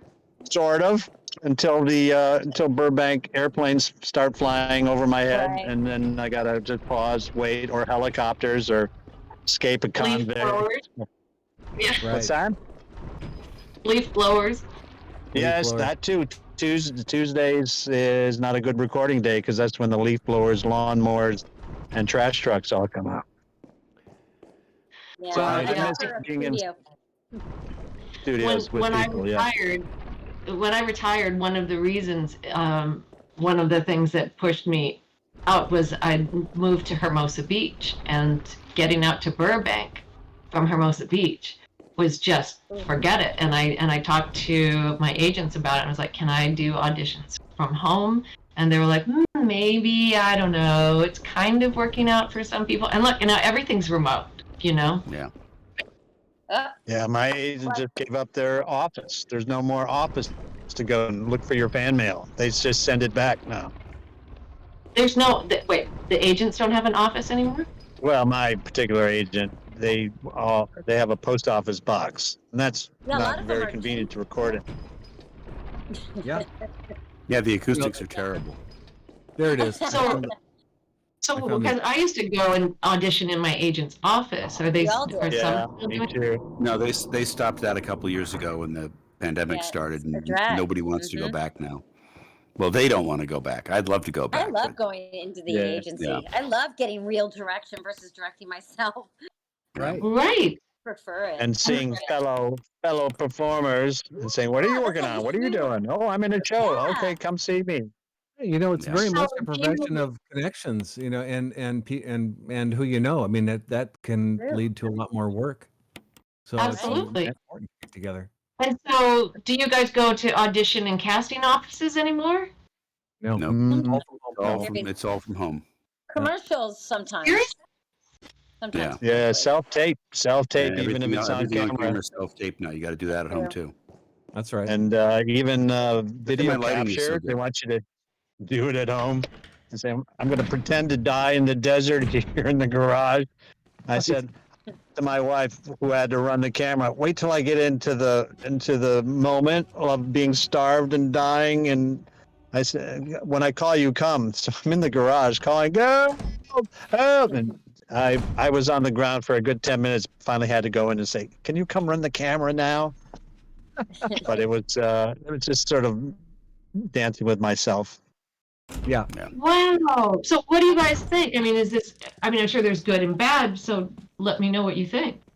Well, as long as it's not AI, which my friends are all right. reading articles. A lot of your voice up there, they can just take what your voice did and AI you in there. But that's sort of the beginning. We're at the beginning of the end, or the end of the beginning. Yeah, and some of the work, once you actually book the job, is back in a recording studio. Yeah. Some of it they still want you to do it from home, and I've got a setup that I can do it, but I'd prefer to go in.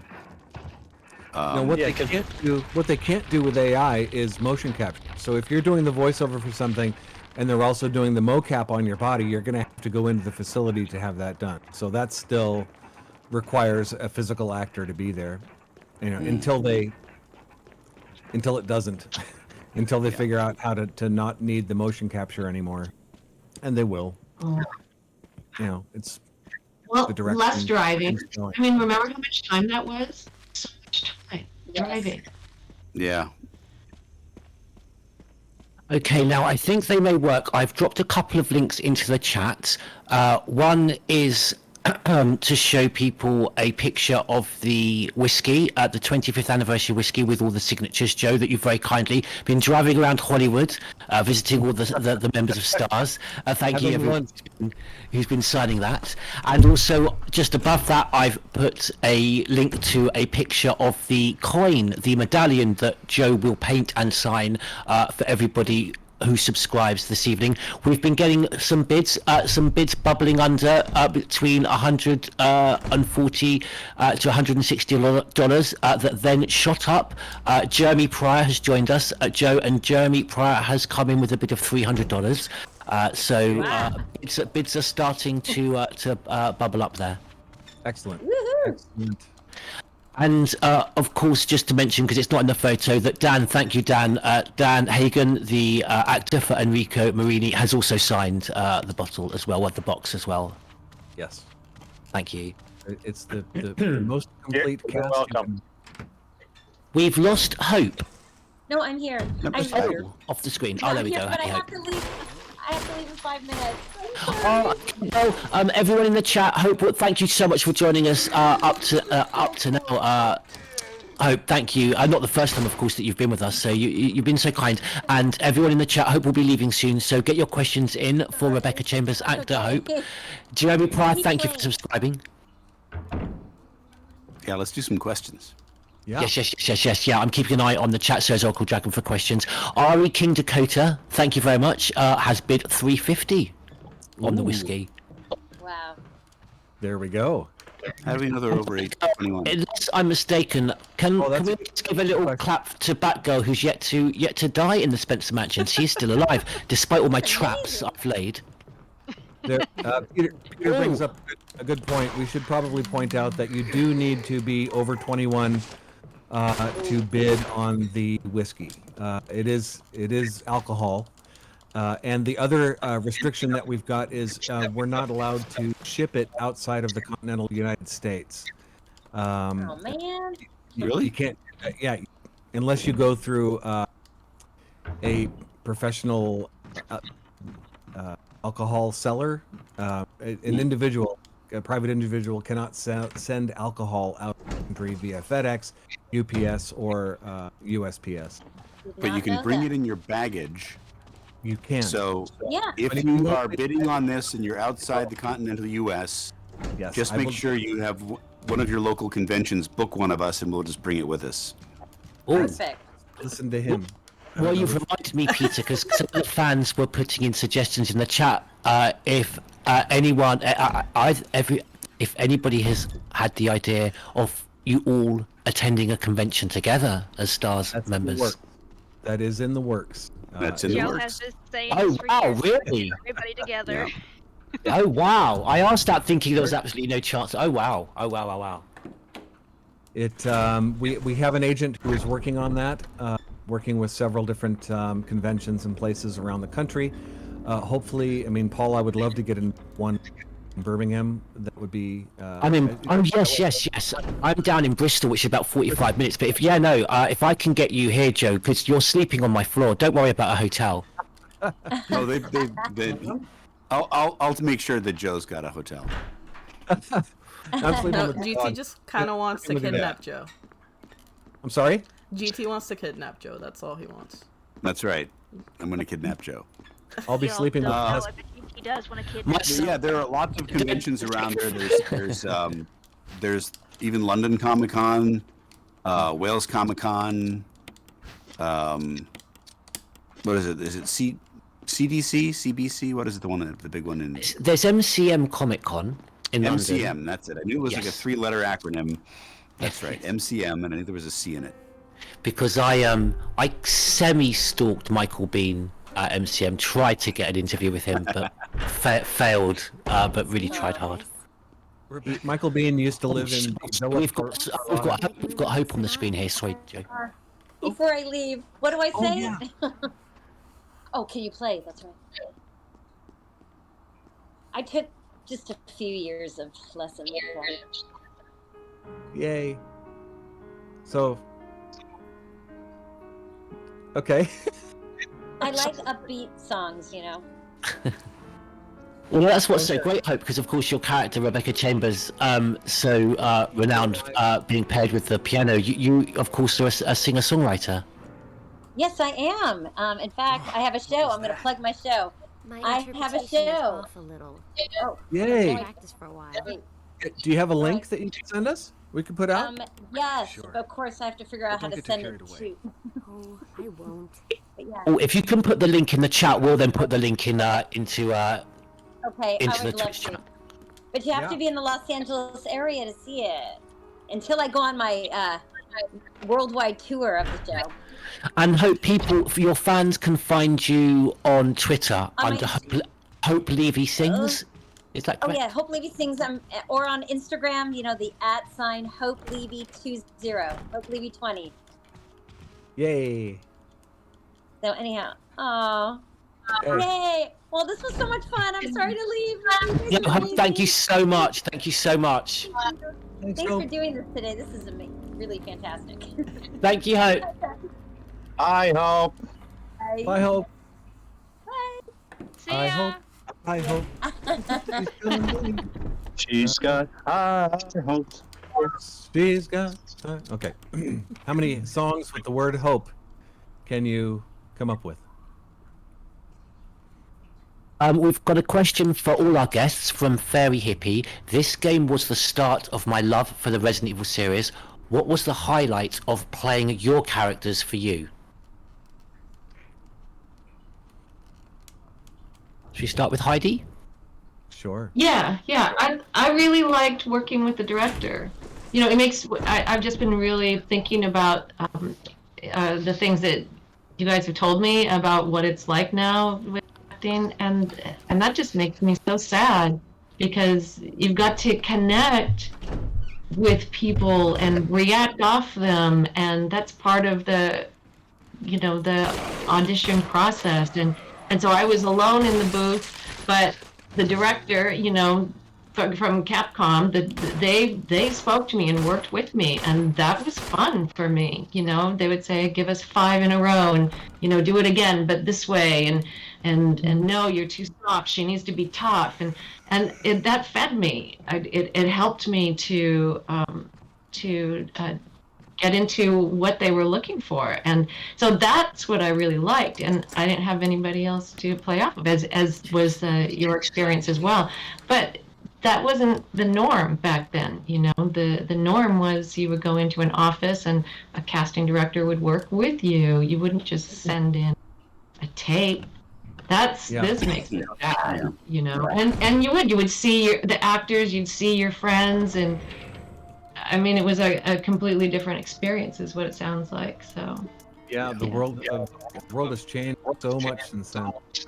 You know, I think the proliferation of affordable recording equipment also has changed that quite a bit, because you know, there was a time leading maybe to even up to the mid 90s where no one had quality recording equipment at home. It was you know, before the digital age kind of happened. You had to go someplace with an actual tape recording machine, and you know, it was beyond the average person's financial ability to have a recording studio at home. So that you had to go out someplace to get recorded, even for if you wanted to do a demo reel. I mean, everyone produces their own demo reels at home now, because you've got. They do? Yeah, absolutely. Yeah. It's very easy to back do. then too, if you wanted to have a home studio, you had to put a hard-lined ISDN line in. Right. Which cost hundreds of dollars a month just to keep it going, and then they charged you by the minute while you used it. Yeah, very. that stuff was. Yeah. So and now for $250, you can have something that will record, very high quality audio, and you put a couple of sound blankets up in your bathroom, and you have a recording studio. So it's become, and with that, along with that, has the competition. There are so many more people trying to do voiceover. Every audition that you have is you're competing with a lot more people for fewer and fewer voiceover gigs. And my son was telling me, who played Skyrim or one of those Scandinavian shows, said they have fans and players just submit their voice tapes, and they do incidental characters, because they want to be in the game as opposed to wanting to make a living as an actor. That's amazing. I haven't heard of that happening. And I'm guessing they work for free or for almost no money. I think it was the honor of being in the game. Is right. They get. Yeah. Yeah. Which is kind of baloney. I mean, it may seem like something cool for the person, but it really hurts the entire industry in terms of voice actors who are out there trying to make it making a living at it. It's all of the non-union competition is really now too. You've got things like Fiverr and these places where you can go on and get someone to do it for $5. Non-union. It cut into some lines, but you know what? You can't be too upset about that because it's the way things are progressing. It's going to be the way the world is. It's kind of like the music industry. Musicians no longer make money off of making an album anymore because everything is immediately distributed online and immediately copied by everybody. Napster took care of that part of the thing. The only way musicians make money is by doing live shows, doing concerts. So Joe, you're saying we have to do a live show? I'm thinking that's what's going to happen. A Resident Evil remake, musical, live action. Yeah. Musical. Hope we'll do the songs. Hey guys, I've also got to go. Comedy. Oh, listen, Peter, very quickly before you go, Peter, we have a question. Sorry, I'm talking too loudly over my mic. Peter, I believe this question's come from Sonny Bauer. Is it true, Peter, that you were initially contacted to reprise Wesker again, perhaps in the game Resident Evil Umbrella Chronicles, but you were unavailable, and thus, hence the role went to DC? No, it's not correct. When they went to Canada to do the next set of Resident Evils, and they got Richard Waugh to take over Wesker, for whatever reason, they decided to come back, and I was never even approached to play Wesker again. I got a call from DC who said, I've got this audition, they want me to voice match 2 different characters, and I played the voice matches, and one of them's you. Are you okay with that? And I was like, yeah, sure, it's a video game, not a big deal. And, he jumped in with both feet and made sort of Albert Wesker his thing, and it's great. But no, nobody ever approached me to do another one of these, because obviously I would have said yes. Same with me. Same with I was never approached again. Yeah. But I wanted to point something out about Peter. A lot of people don't know about his musical side. Is there? And he's a wonderful musician and an astonishing singer. And he's got some projects that he's working on. I don't know if you can talk about any of them, Peter. I really can't here at this point, but animated show. Joe and I had a nice little chat about it. Cool. Fantastic.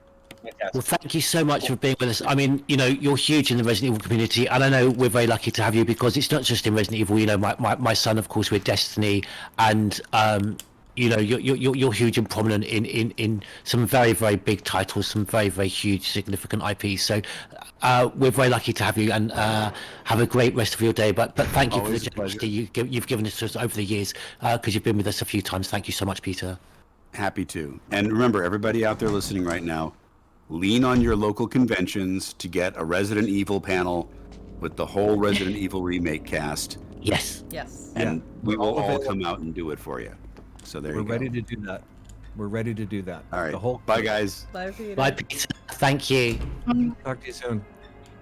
Bye, Peter. Nice to see you. Yeah, I mean, Yeah, yeah, that would be and- absolutely awesome. Dan, we talked a little bit about that. Are you ready to travel? Travel? Yeah, I suppose. Yeah, sure. Why not? That would be a hoot. Have you guys done conventions? No, already? not There's yet. one coming up in July, the Comic-Con in San Diego. Are you shooting for that? No, not that one, because they're already booked. They've already got, their spaces are already sold out.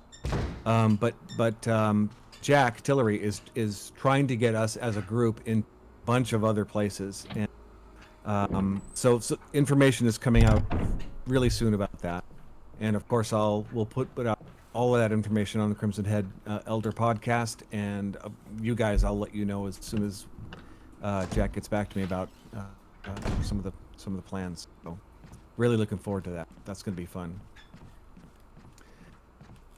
Do we have any more questions? And also, do we have, how's the auction doing? Well, update. The bids are currently, thank you, and everyone, you're so generous for bidding.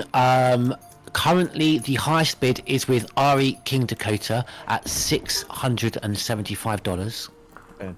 And Ari King Dakota, I remember who you are. You did a fantastic call-in for one of our podcasts, and stay tuned. In fact, one of the most popular podcasts, one of the most downloaded podcasts that we've recorded recently was the one when we handed it over to the community and we asked you guys to send in your call-ins, what you thought of your reviews of Resident Evil Village. So we'll be doing one very soon for Resident Evil 4, so stay tuned. Podcasts coming up from us, we'll be recording a The Last of Us podcast, and for any Silent Hill fans, our last podcast was with Tom Hewlett. I know he may be quite a controversial character in the Silent Hill fandom, but he was there to defend his works and to defend his creative content on the many Silent Hill games that he was responsible for. So yeah, head over. We've dropped links into where you can find our podcast. Of course, all good, podcast apps. You'll find the Crimson Head Survival Horror podcast, of course, hosted by you, Joe. And you, Paul. Yeah. George. I give you my job because you're so much better at it, but I am on there as well. and also the Oracle Dragon and Batgirl. Yes. Of course, absolutely. Yes. Without whom we wallow in ignorance about all things Resident. The Oracle Dragon, being the oracle that she is the fount of all knowledge. Resident Evil.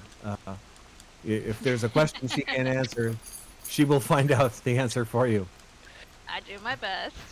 I'm Batgirl, of course. Batgirl, who just alleviates all my massive anxiety that I get and just puts these streams together. I'm being serious. Puts these streams together immaculately. Batgirl, thank you so much again. It's always a pleasure. And Heidi and Joe, I can see you up there on our screen. You both look fantastic. Oh, thank you. Thank you. And I think this will be my thank you and goodbye moment. How about that? It was so great to see you all. Thank you. So good to see you. And it's so great you're wearing blue as well, of course. I just noticed. Because I've been concentrating so much on the game and the chat. Yes, of course. Very fitting for Jill. And I got to tell Thank you how you. adorable Heidi is in person. She is just the cutest thing and the nicest person that I've met in a long time, except for Hope. Oh, Joe. And I say about you. We could have sat there and chatted a long time. definitely. Like a long time. So, Hey, Joe, you said that about me. Well, it's a standard line that I have for everybody that I'm trying to impress. Okay. All right. Well, it was nice to meet you, Nick Swan. Let's do. Heidi, very quickly before we go, I have a question from Awesome Kitty Zombie. Heidi, and this is a question for everybody as well, for Dan and Joe.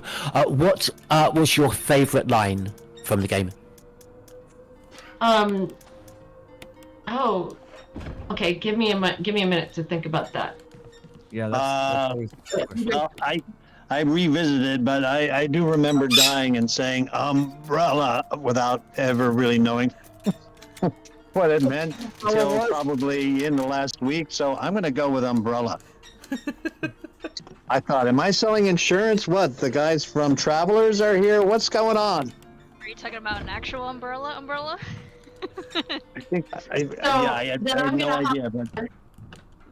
Because in the cutscenes when I listen to them, the favorite line that I hear of me, one of them is when I lament your death, Enrico. You know that one.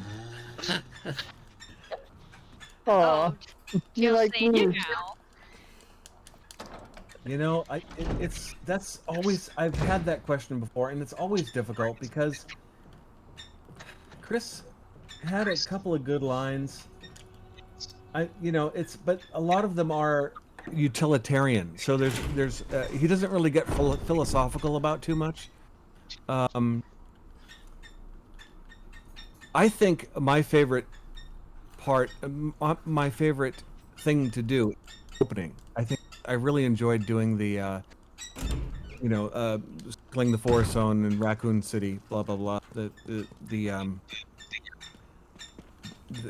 The victims were apparently eaten. It was a nice opening. That whole opening paragraph monologue was kind of fun.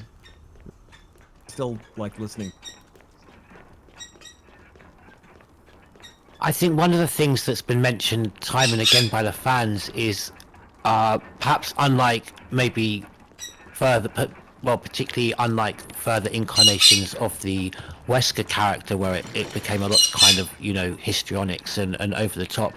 The performances of Peter as well, even as the antagonist, but yourselves, Heidi and Joe, and Dan, they were kind of very, they weren't over the top. They were. It was almost like Chris was your everyman. He wasn't your, kind of Captain America.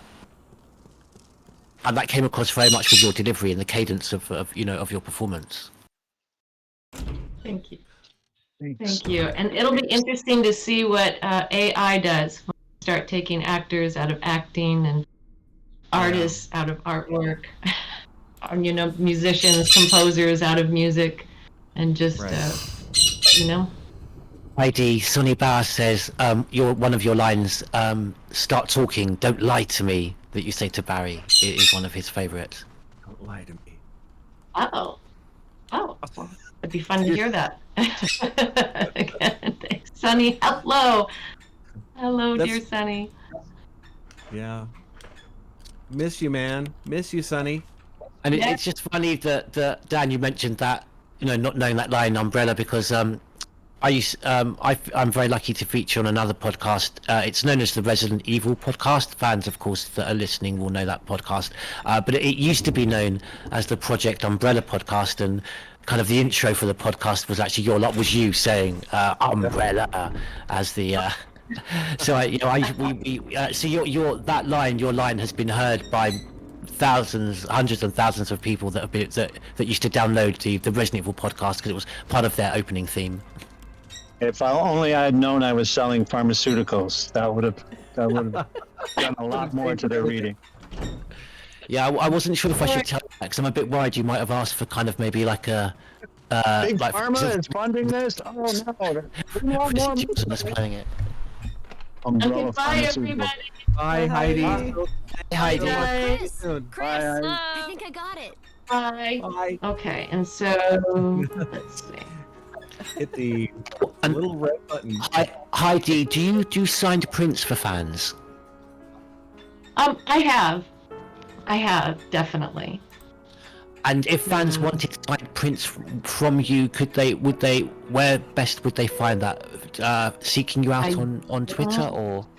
Practice makes perfect. I don't know that I'm set up for that. I've done it a couple times in the past, but I wouldn't say that I'm quite set up for that. Okay. But I mean, I guess I could be with Streamily. Is that correct? Right. It we is will with be you, but any set up. any We'll be getting updates set up, on Paul. that? Sorry, Joe. We'll be getting all of that set up. Yes. It'll either be through Streamily, and we'll also have some items available on the website itself, and I'll be helping you, Heidi, get your graphics together Okay. for that. We'll have So that soon. to be decided. To be continued. Yeah, great. Thank you for asking. Thank you. It's a lovely compliment, and I appreciate it. Thanks. Well, thank you, Heidi. Thank you for being with us, and have a great day. Thank you so much. Thank you. I'm not sure I know how to log off.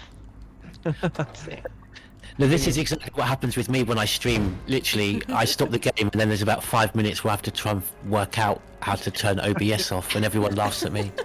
A long goodbye. Yeah. I think you could just close your program. Oh yeah, I eventually just literally turn my computer off. Yeah, I think that might be what I'm just going to have to do is just turn it Yeah. off. Yeah, that's Okay. what I do. Bye, That's what I do. everybody. Bye, Heidi. Heidi. Bye, Heidi. Bye, Heidi. And she's gone. Heidi ho. Heidi ho.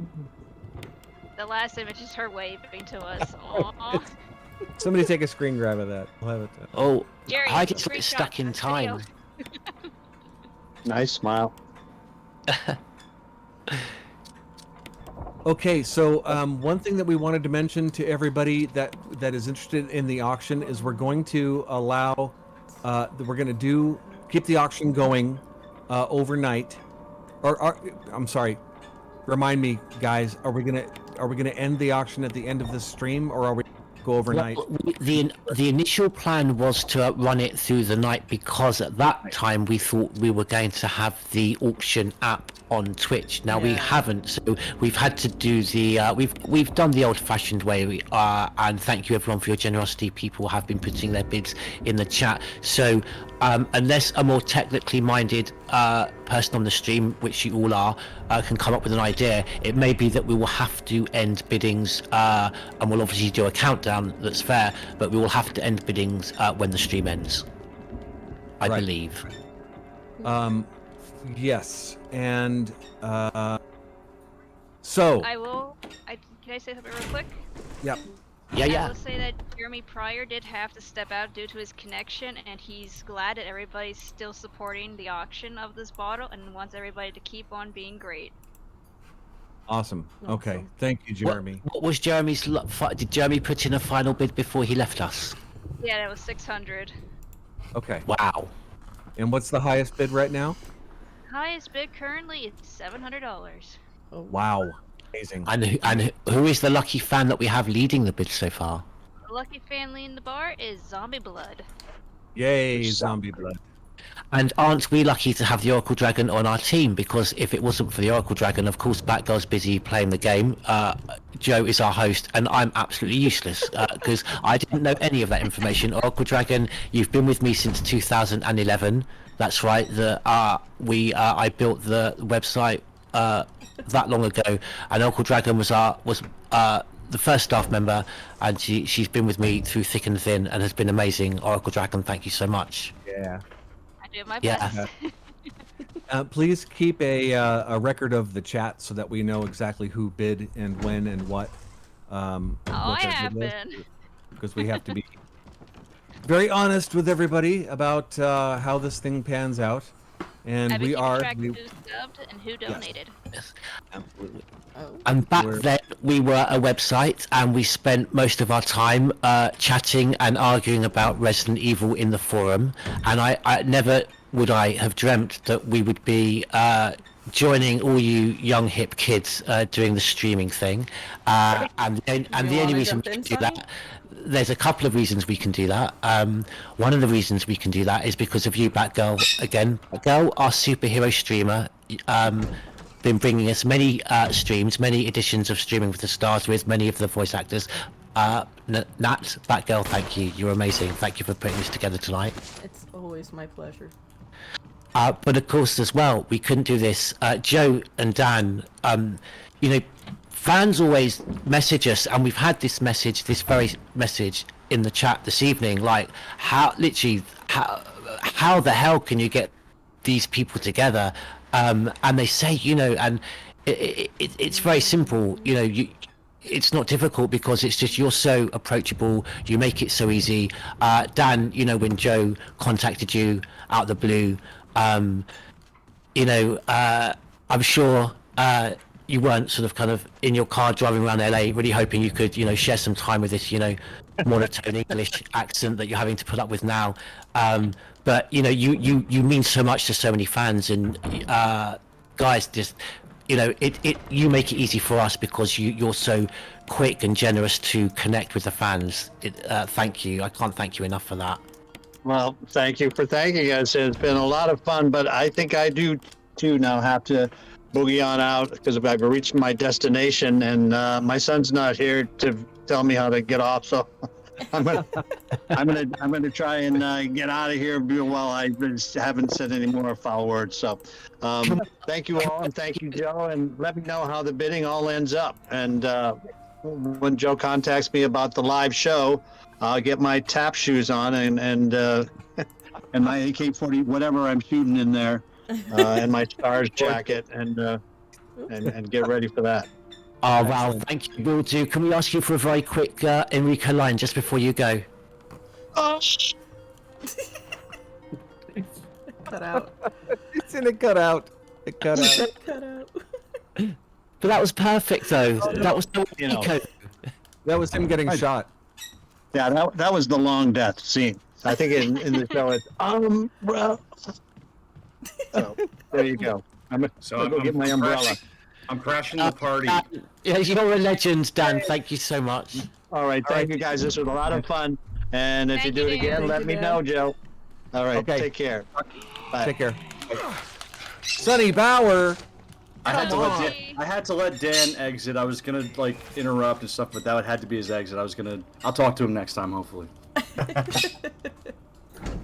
What's up, old friends? How are you? Oh, good to see you. Great to see you. The dulcet tones of Sonny Bauer. I am always here. I've been a recluse or a hermit, as of late, but I am always here. Always. How is your voiceover career coming along? You're still doing some stuff, right? I'm not. I wouldn't say recently. I talk to myself a lot in the shower, but I'm always practicing, I guess, Joe. But I'm not currently active, so to speak. Joe, sorry to jump in there, Sonny. Joe, look, we've got your date with Yawn on the screen there. Oh, look at that! Yeah, there's the snake. It's a big snake. It's gonna bite me. Ow. Now, I should actually say, Batgirl has taken the mantle on, but before there was Batgirl, there was a Sonny Bauer, and Sonny, of course, it was yourself that dragged me kicking and screaming into the world of streaming, and you were instrumental in growing this channel that we're streaming from tonight, Sonny. So I've not forgotten that, and we had some great days streaming, and you were a regular during that time, and did some great streams and built some great audiences for us back then, Sonny. Now I know you're doing your own kind of solo stuff. How is the mansion, the canon ending project? How is that getting on?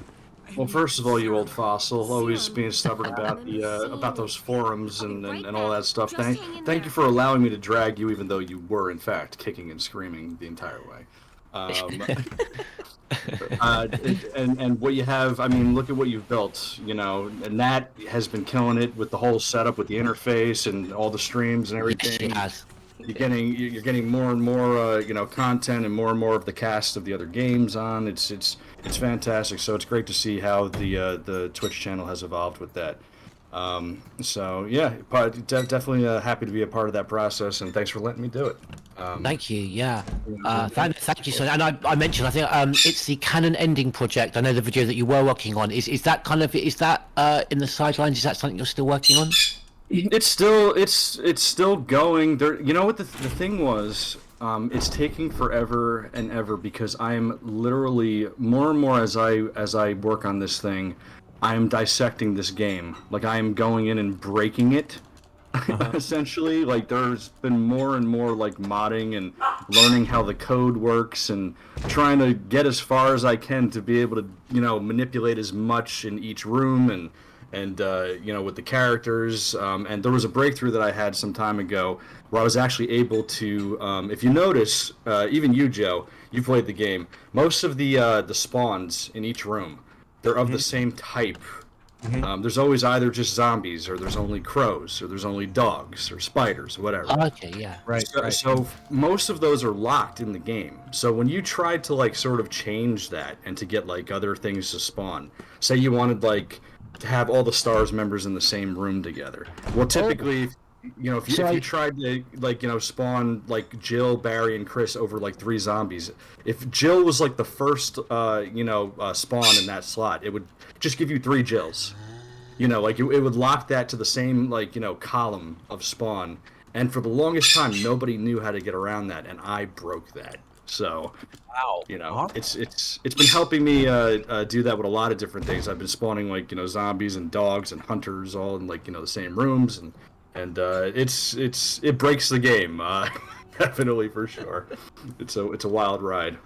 Interesting. Choo-choo! Sorry. Yeah.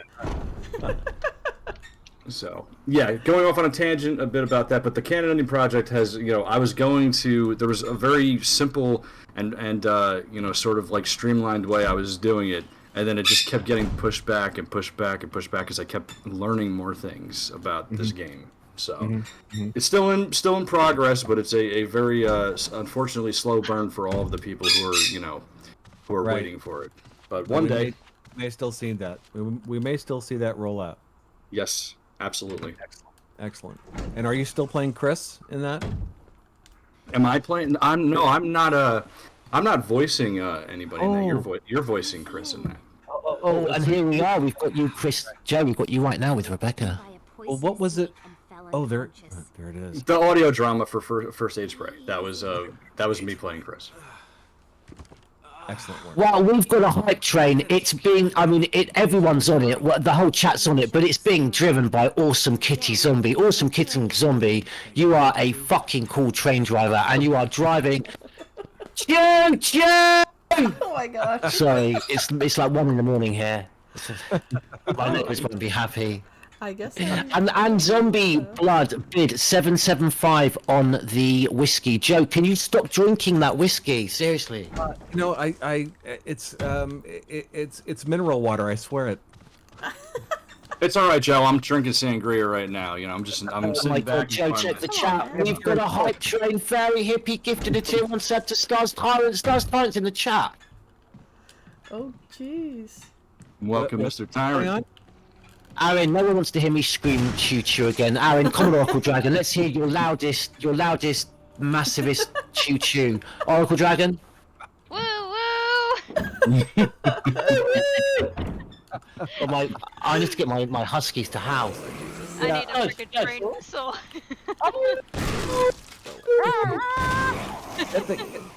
Get the bird chirping, Nat. We can. Oh yeah, he can. Thank you, and thank you for all the cheers too, Kitty. Awesome Kitty Zombie, you're incredible, and Fairy Hippie and everyone, thank you so much.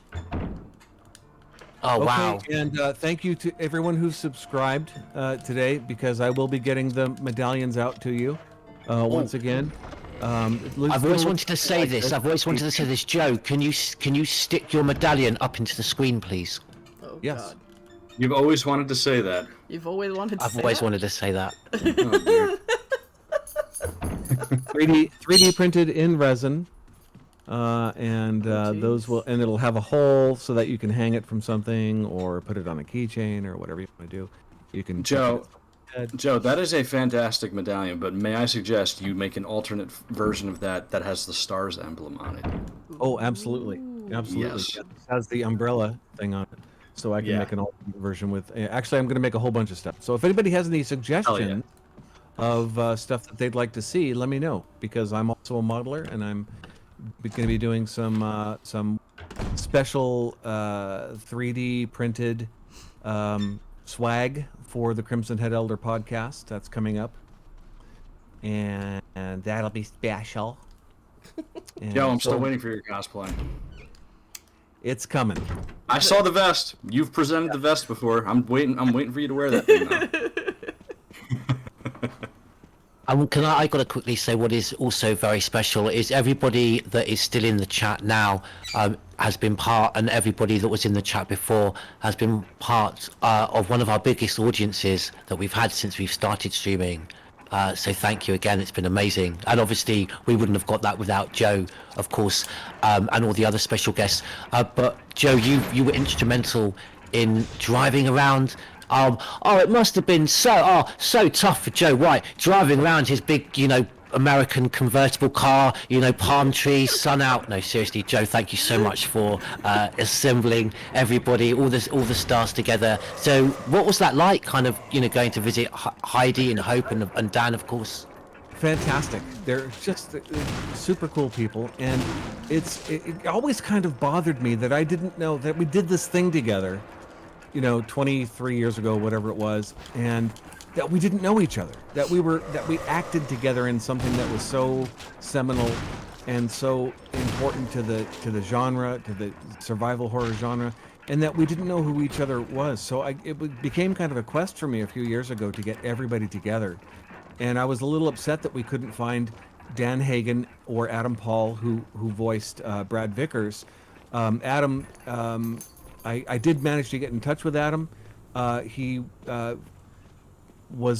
didn't really remember the gig. It was a long time ago, and he's done a lot of other stuff since then, and he wasn't really interested in participating today. But when I got a hold of Dan, he was like, yeah, I had no idea any of this stuff was going on. He didn't know about the fandom. He didn't know about the conventions and all that stuff. So he was very excited, and we had a great lunch together. We sat and had ramen and sushi, and such a cliche thing for a bunch of two actors to sit and have sushi for lunch in Hollywood. But he turns out to be this great guy, and we're friends now, and everyone has been like that. So it's really been a very satisfying thing to get this group together, and I really hope that Jack, our agent, my agent, can get us all together as a group for the conventions. I think that'll just be really fun. And absolutely.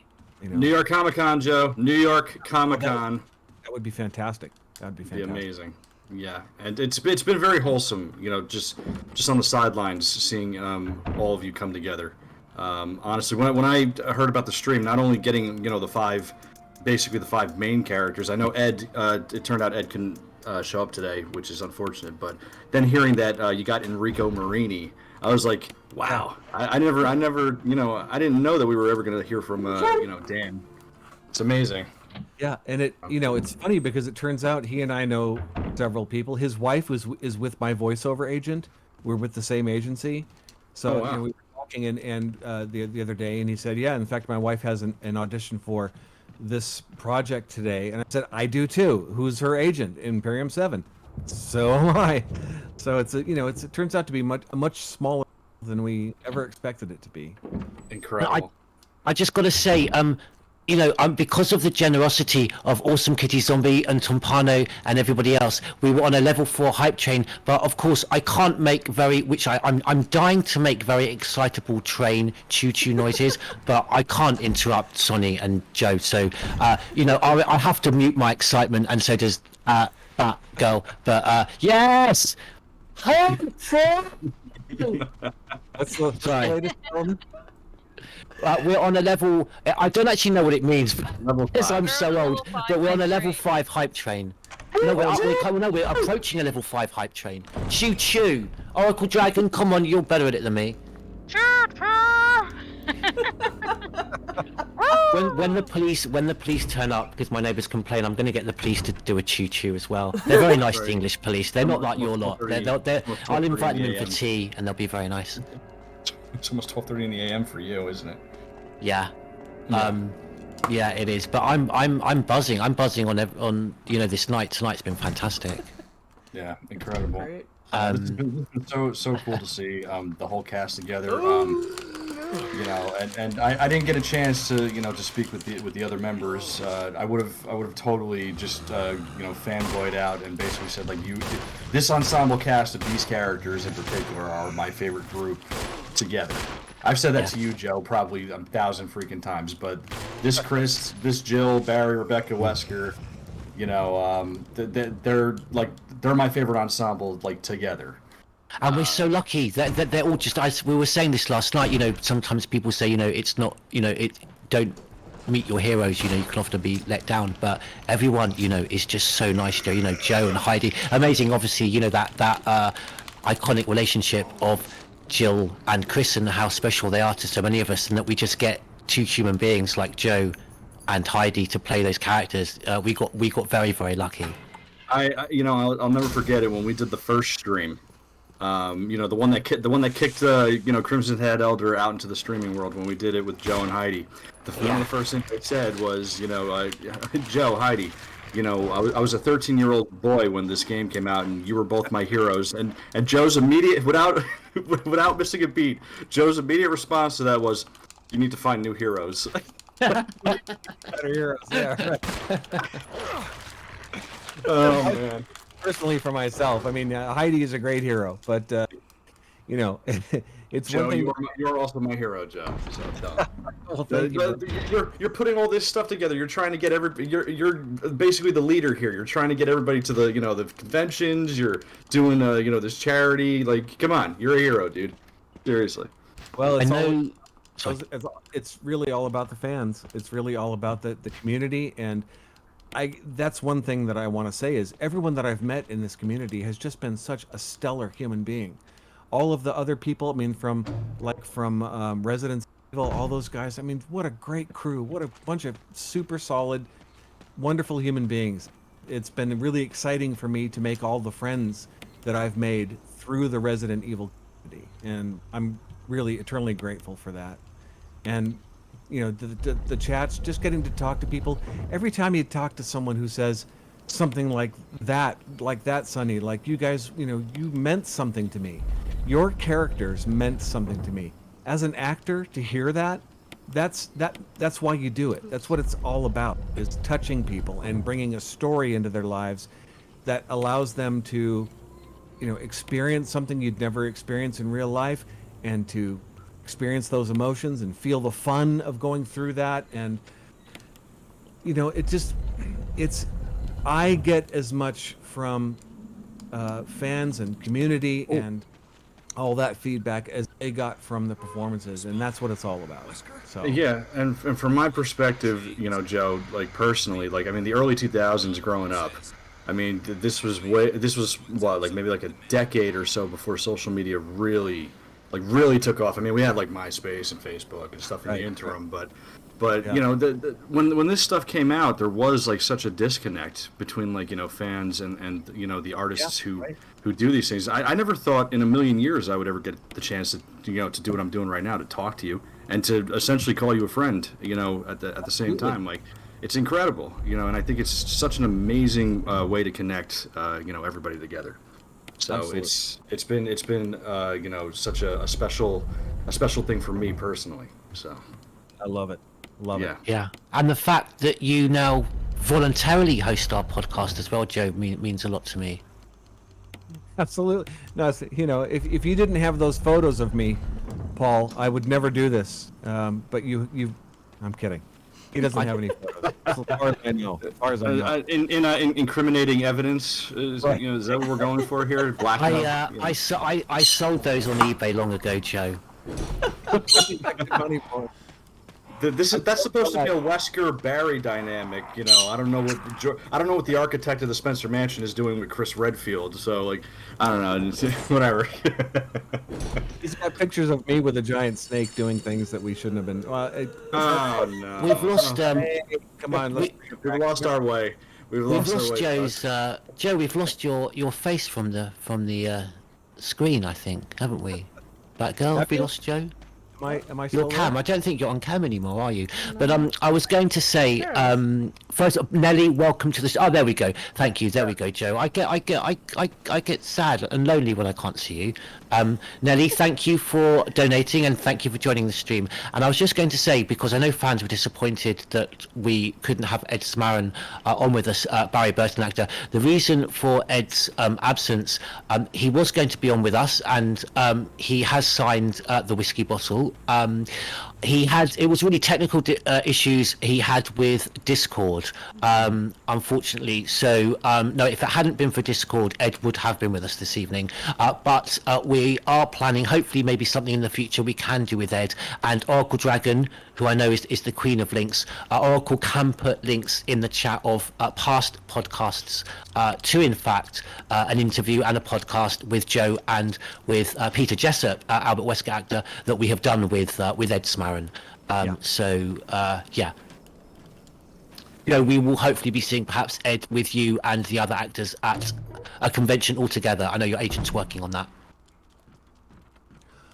Okay, do we want to do a countdown to the end of the auction? Well, Joe, feel free to, you know, you've been on with us for so long, and wow, you've been so kind. So feel free to head off whenever you need to, but we could perhaps leave the auction open until we finally end the stream. Batgirl, you haven't died. You've managed to keep alive all this time, Batgirl. You've been doing incredibly well. Yeah. And I've been watching her play, and she's phenomenal. Well, also, I chose an easier difficulty just in case, just so that the conversation could be flowing, but I've just been hyper-focused, I guess. And if anyone in the chat has any questions, of course, for Joe, please put them in the chat, Joe, and we will pass them on to you. Absolutely. Yeah, I've been holding on to a few here. Oh, our Oracle Dragon, far away. Goofy was asking about if you're going to have a streamer league going and if you're going to plan on having Ed with you, because he would like to know when you're going to announce it, because they don't want to miss out on that. I do have a streamer league coming up. They're trying to get, actually, we're trying to do a whole group streamer league. But I still have my page up there, and I will do video things, so where I'll sign a picture and then talk to the person as well. But we're going to do an in-house. I'm not sure exactly when it's going to be, probably in May, so after this month. They'll be doing another Streamily event. And yeah, the big thing is going to be when we do it with the whole group, because you'll be able to get autographs from the entire crew. We'll have one picture that'll be of all of us, and we'll all sign that one, or you can do individuals. And a couple of the folks, Heidi and Hope, don't have Streamily things set up yet, so I'm helping them to get those set up. We have to get their graphics together and all that stuff, so it'll be happening within the next couple of weeks, and those will be available. And thank you from the bottom of our hearts for asking for those. That's awesome. And the other question was from I don't know how to pronounce it, but Habusa. The question for Joe. For Chris, did you get any information on his background, such as his personality, previous experiences, and such? And if so, what was it? I love background story characters. I hate to disappoint you, but not a lot. They did give me. I'll give you the quick story of how I got the part. My wife was working as the office manager at Sound Deluxe, which was the recording company in Hollywood that they were doing the sound for Resident Evil at the time. And I went in to visit her one day. We were friends with the casting person, Carol Rougier. And Carol knew that I was doing voiceover, and so she said, you know, we're casting this video game. It's called Resident Evil. I'd never heard of it. And would you like to jump in the booth and do an audition? What they were looking for was a sound-alike to the original guy that did it in the first game. And so I said, sure. I jumped in, and they played some of his dialogue for me. And then I did it back, and they said, yeah, you sound a lot like him. You're really able to grab his vibe. Would you like to do this part? Chris Redfield. It's the lead part of one of the leads of this video game. And I said, of course, I'd love to. I did a couple of hours of voiceover for the game, and then they came back and said, we actually like what you're doing naturally instead of sounding like the old guy. Let's just do you. We like the take that you're doing on the character. So can you just bring more of that idea to it? And my idea really was to make him an everyman, not a superhero. My feeling about superheroes in games like this is that they're boring to follow, because you really want to follow a normal guy or girl stuck in an extraordinary circumstance. Yeah. It's much more interesting to see someone average struggling through this incredibly nightmarish scenario. So they really dug that, and that's kind of how I brought what I brought to the game. But they gave me the just the minor things. He's a police officer. He's, this is a zombie mansion, and there's zombie dogs and blah blah, all this other stuff. So there really wasn't a whole lot of background information. They didn't say he grew up in suburban Poughkeepsie, whatever. There was none of that. It was really kind of here's the guy. He's an archetypal guy. Can you just kind of sound like someone who's that archetype? And what came out. If I could go back, there are things that I would fix. There are lines that I did that I felt were a little flat, or maybe not as emotional as they could have been. But I was young, and I was just starting in the voiceover world, so you can always go back and tweak things. Art is never really finished; it's merely abandoned. So you finish something and you walk away. There's always something that you would go back and change, but that's kind of the story. Well, Joe, we do have a modding community. You could always could always send in some more voice clips if you need to. But listen, I have another thing that I've got to go do, so I have to jet. Let me know. Joe, sorry. Just before you go, I wanted to say something to you. With a question first, for Oracle, then I'll get back to you, Joe. Oracle, what's the highest bid so far that we have? 775 from Zombie Blood.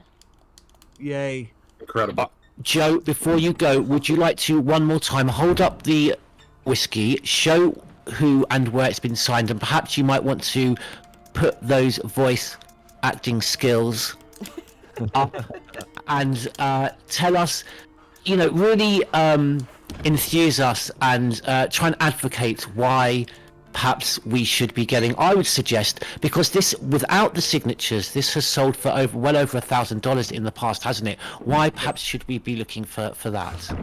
Well, it's definitely rare. It was very small.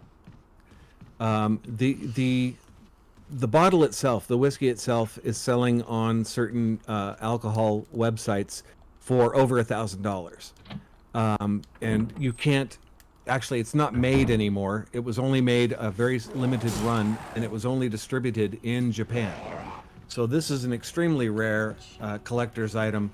And with all the signatures, it's the first thing that's ever been signed by all the cast of this Resident Evil game, and I think it's extremely unique. I think whatever collector gets this is going to have an item that nobody else has or can get.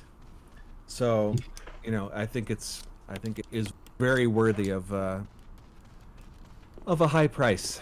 And Kendall's Meme Shop in the chat also makes a good point. Signed by the RE cast, but also has the fingerprints from Chris Redfield himself, as you see on screen right there. And Joe, very quickly, run through again who has signed? We have here on the top, we have Dan Hagen, the voice of Enrico Marini. Over here, we've got yours truly as Chris. We've got Hope Levy as Rebecca Chambers right there. Over here, we have this is Ed Smaron. I actually FedExed the box out to Ed in Illinois, and he signed it. And here's Peter Jessop as Wesker, and then Heidi Anderson as Jill. And the only person that we're missing is Adam Paul as Brad Vickers, and he is not interested in participating, so we may not be able to get his signature on it. But that's almost like he's cosplaying for the interview by, kind of portraying what his character did when he kind of, flew away and left us. Brad, where the hell's he going? Well, if I recall correctly, he was Brad Vickers, but he was also Joseph Frost, right, as well. Okay. Yeah, he was both of those, and Ed was Barry, but he was also Kenneth Sullivan in his little scene, and I think he also did the zombie moans for Forrest Speyer. No kidding. As well. Yeah, Ed's gotten around in this game. He's a working actor, you know. He's still doing. Does a lot of stage stuff out in where he lives. And, he's a very nice guy. So incredible. Love it. Hey, listen, thank you very much, everybody. Thank you for all the people who subscribed today. I'll be getting those medallions out to you. It will take me probably a couple of weeks because I have to fully print them and paint them, so they'll be going out as I get them done. I'm very excited to do that for you. And thank you very much, everybody who subscribed and everybody who has a bid on the bottle. I think it's going to really be a great thing to send that money to AbleGamers and have them be able to disabled folks who want to be gamers. I think that's an amazing thing to support. So thank you very much from the bottom of my heart. And Joe. don't worry, Joe. I'll let you know who subscribed and who bidded. Don't worry. Okay. Oh, right. For those of you who have subscribed, we will need a mailing address. Even if it's a post office, wherever you want me to send the medallion, you're going to have to. We can send them a private message after a stream. So yeah. Oracle has been keeping track of who's been subscribing. So we will send over like a private message to get whatever information we need in order to send these out. Great, and be very confident that we will not expose your addresses or any personal information online. That will not happen. We're very vigilant about it. So know that. Incredible. Joe, Mr. Redfield, my friend, thank you for all you continue to do. Engaging with the Resident Evil community, and the fact that you are enthusiastic about it as well is just a cherry on top. So thanks for everything. Gosh, big hugs, virtual hugs. Big hugs. Hug time, people. Hug time. Virtual hugs. Much love. Thanks, Joe. Okay, folks. Chris Thank you, Redfield Joe. out. Thanks, Joe. Ciao, ciao. Laters. Hello, everyone. Wow, thank you everyone. That I was so nervous beforehand with all the actors, wondering how the broadband would cope, how my anxiety would cope, whether anyone would even, because I knew that there was so much love and fandom for the guests, but we're a small channel, and I was almost thinking of some of the larger channels and how maybe the guests involved would be better served if they were, on with bigger channels that could get a bigger audience. But our audience was all we needed. I couldn't have asked for more. That I know the team. I'll let you, Oracle Dragon and Nat. Why aren't you a bigger channel? Like, get on that shit. We couldn't do it without you guys. And we'll be doing more. We'll be doing more streaming. But no, thank you everyone that's been watching tonight and tuning in and subscribing and following and just watching and just being in the chat. It's been amazing. And Sonny, you've been there from the start in the chat this evening. Thank you, Sonny, and everyone that's been watching. Batgirl, wow, you're still there. You're still alive. Yeah. I'm in caution, so in Sunny fashion, I'm in caution. There you go. Following Sunny's footsteps. Thanks again for always being so gracious. I know I'm not a current member of Crimson Head Elder anymore, but you always have been gracious to open the door to have me come and no, it's a pleasure. Your experience. So thank you, and it's great. No, like I said, it's great to see. How the channel, is evolving and all the things that the team's doing. So please keep it up, because, it's amazing to see things like this, to have all these cast members. This has never been done before with this cast. This stream right here has never had all of these cast members together in the same experience. You're the first to do that, so. No, listen, thank you. Yeah, I really appreciate those words, but also I'm just looking at the chat as you're saying that, Sonny, and I'm just thinking, yeah, we're one team, but people that have been on the team in the past, like yourself and BSA Arclay and USS Command, are still with us in spirit. But then we're like one.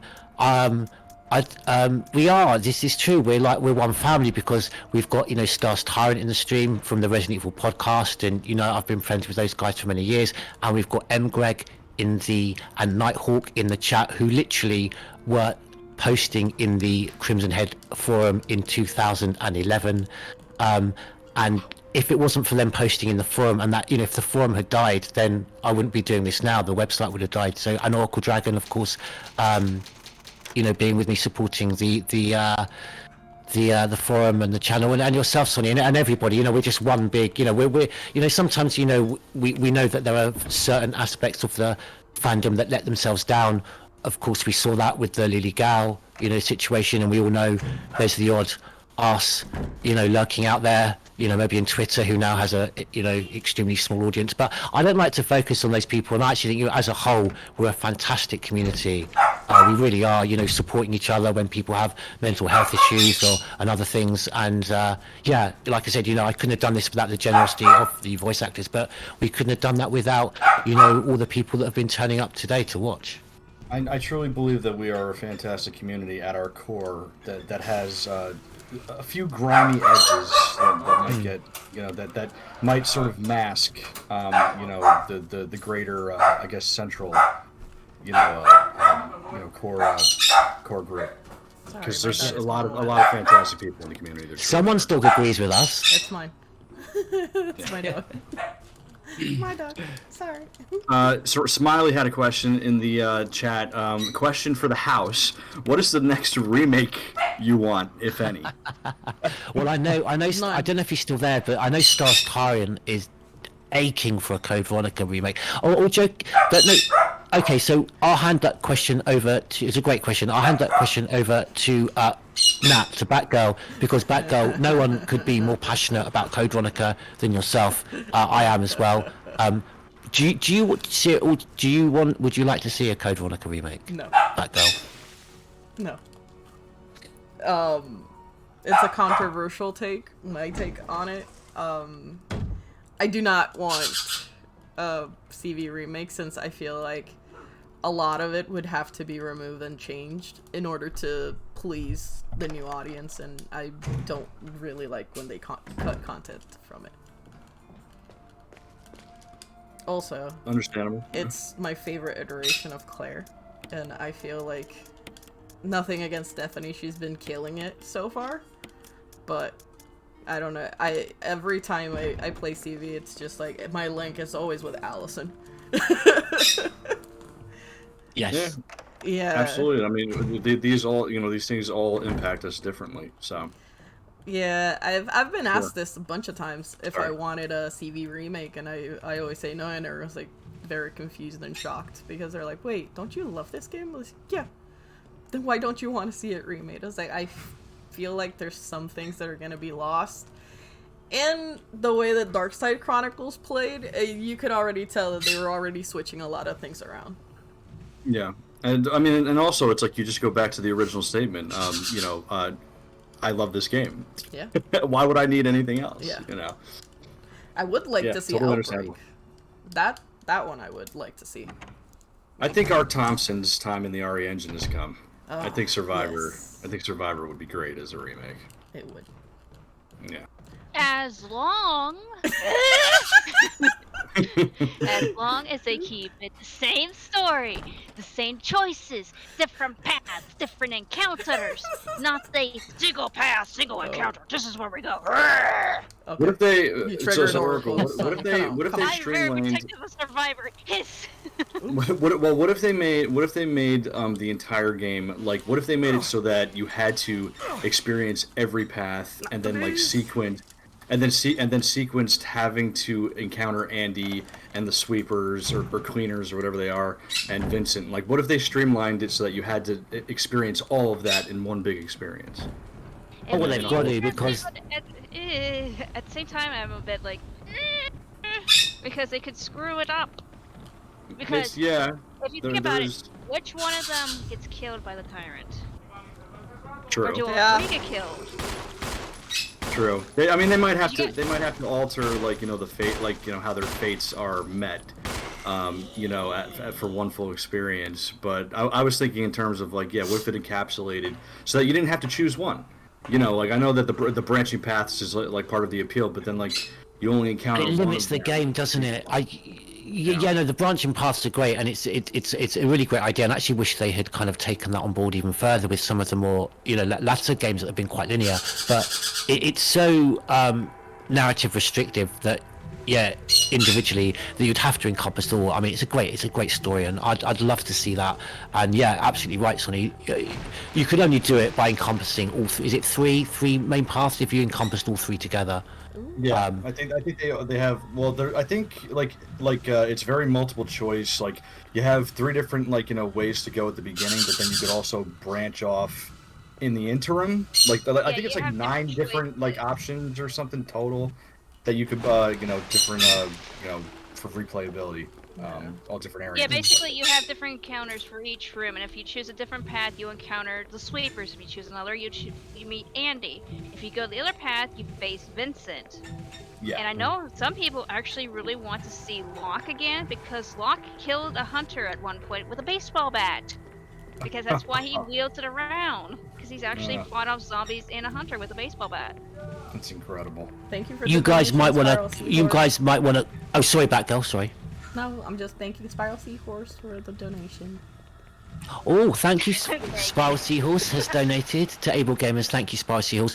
You guys might want to come in on this. I'll find a link, or Oracle find a link. The Resident Evil podcast guys were speaking on this when we were discussing the next game to be remade, and it was very much thought that it would be Code Veronica in terms of giving the fans the Wesker arc, and obviously if we went in at Resident Evil 5 it would be quite jarring, and that this engine is going to be complete, you know, this arc of stories is going to be complete with Code Veronica, and then finally with 5, and that, you know, that's how we're going to get Wesker, because if they go straight to 5, you know, so yeah, I don't know what you guys thought of that, but it's obviously for that reason we're likely to get Code Veronica.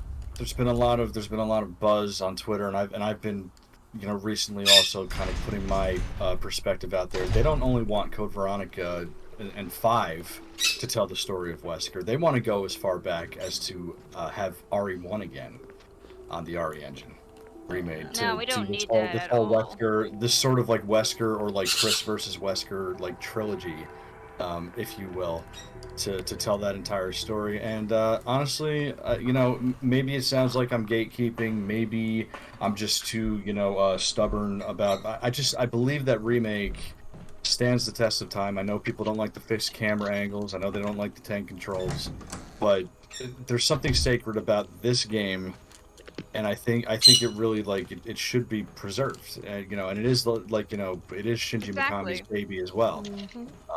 Code Veronica, I would have thought it would have been obvious after RE3 that would have been the next game they went to, rather than 4.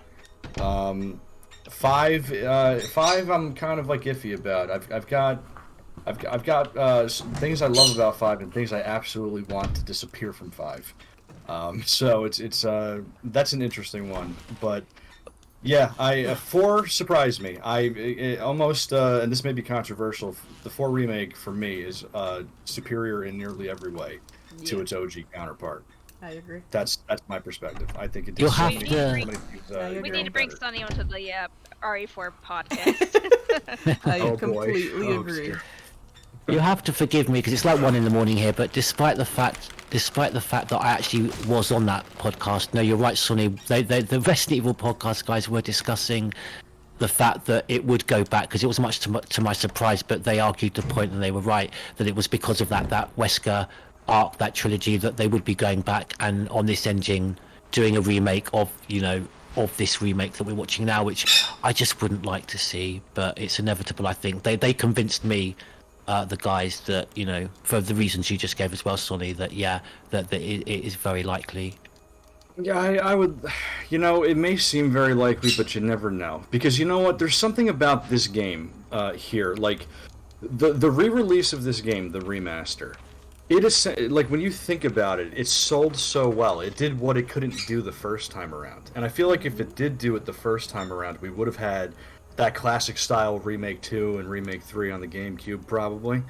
But it didn't sell well. So, that's when we had the shift in the series to like the way RE4 came out. But when this remaster came out, and it ended up on PlayStation 3 and 360, I mean, it was the fastest selling digital title, I think. I'm not sure, like of all time maybe, or maybe just for Capcom. I have no idea. I can't remember. But it outsold its original run, like I think threefold almost, and it paved the way for the remakes that we have to this day. So, I don't know. Like I'm not necessarily sure that they would revisit RE1 so soon, to do that, because I think there's kind of like a respect there. But I may be wrong. I don't know. Who knows? I would sooner think that like Code Veronica would get it, or maybe like even RE5. They would go forward with RE5 instead. For me, it's encapsulating the atmosphere, and I sometimes wonder if that can only be achieved with these almost through the restrictions that you have with these fixed camera angles and the level of detail that you get with the pre-rendered backdrops. But then, for me, I think I'm in the minority, aren't I, in finding that the remake... Oh, that goes off on... Mm-hmm. You okay, Nat? Yeah, sorry. No, I was mute. I thought I was muted on both sides. Guess I only muted on the stream. No, but I think you're right, GT. Very quickly, so I'm in the minority, aren't I, in finding that the atmosphere of the Resident Evil 2 didn't really come across well in the remake. I think for the majority of fans, that did actually resonate with them, the remake of 2, didn't it? With me, I think it's different. See, a lot of fans think that the atmosphere for Over the Shoulder for RE1 would work because it worked for RE2, and even though RE3, with its content really missed the mark, it was still a solid game to play. I think, but I think the difference with being in the mansion and being in these more claustrophobic areas rather than being in the police station and a sewer system and a giant laboratory and a whole open city, I don't think it works as well in Over the Shoulder in the claustrophobic environment that the Spencer Mansion. I agree. Or the Aqua Ring or the Arclight Laboratory, because I think the camera angles really encapsulate the experience, the atmospheric experience. I've said, in the past that I don't want the camera angles to change, but if I actually had to choose, and I know a lot of people wouldn't be fans of this either, I would sooner do first person for RE1. Yes, I would. And, yeah, RE7 instead of Over the Shoulder, because I just think that would encapsulate the atmosphere of the Spencer Mansion better. But I would rather see my Resident Evil characters on screen. That I just love that more, honestly. It's interesting, until I had played this new RE engine with the over-the-shoulder, the third-person perspective, but one that's very much, tied to the back of the character, where you're not getting that full character model. I was so averse to first-person, but actually having played 7, and then having played, the remakes of 2 and 3 and Village, I actually find the first person more immersive, and it kind of gives me that immersion that I have with these, with the old school, with the remake, and with 0. So of the two, I mean, if you're not going to get this proper traditional fixed camera angle, I mean, you've had it in more recent games, Until Dawn did it, but I think it's we're not going to get it again from Capcom. I don't think so. I think it's a shame. Side game, I think, if Capcom wanted to be experimental and do some type of side RE game, or some type of mini experience and bring the camera angles back, I think that's probably where they would slowly reintroduce it to see how it does. I think it's probably, do you agree, it's probably more likely though that we'll get a first person in a kind of an expanded universe game if they're going to go back to a first person, because for me personally, I really thought that 7 was a step in the right direction. That's why for me, I know Village is very popular with many people, but I prefer 7, and I really felt that 7, that minimalist, that step backwards, was actually a step forwards, in giving us those survival horror ingredients that while we fell in love with the series in the first place, I doubt 9, Resident Evil 9, 10 are going to be first person. I'd hope they'd go that way. Maybe with the Revelations game, perhaps we'll get that. I think first person, and I think Shinji Mikami has actually gone on record to say this. I mean, first person was his original goal with the series, from the beginning. But the graphics you know, and the limitations, you know, for I guess processing on the PlayStation. Yeah. He just wasn't able to achieve that, so that's why they did the fixed camera angles, you know, to save on memory, you know, and all that stuff. And they were also able, you know, to also achieve the high-res backgrounds, because then you could, like, you know, you could pre-render them and then you know, in post, like, you know, add all the different details and touches on it and stuff like that. So it was kind of a happy accident getting the fixed camera angles, but 7 really is kind of like what, you know, that achieved what he originally set out to do. So it still technically is in line with what Resident Evil was going to be. It's just so many different things now, the series. Yeah. You know? I think the you know, the streamlined you know, gameplay for Capcom is obviously the over the shoulder. You know, you're definitely probably going to mostly see more of that in the future, if anything. I just don't know how well it would work in an RE1, you know, type experience. I think they would have to kind of change some things around, like, you know, atmospheric wise or environment wise, to make that work. I mean, sort of just looking back to my experience on the Baker estate, I would definitely prefer, if they were going to go back to the Spencer Mansion, I think I would prefer a first-person perspective than the over-the-shoulder, the new RE engine. I mean, Happy Smelly points out, I think it was very much the Japanese audience. Happy Smelly points out that people complained that 7 was too scary. Oh yeah. And I remember that coming up. That's what disappointed me so much in the lead up to Village, was that was being articulated by the, you know, by the producers of Village. That yeah. Oh, I mean, I sometimes wonder perhaps I should be playing more Silent Hill and less Resident Evil. I don't know. Yeah, well, I think I don't know. RE1 is I don't necessarily know if they would go back and do it. I wouldn't want them to, but that's me. I can't speak for everybody. There are so many fans out there now that would want, like, you know, an RE engine, RE1 experience.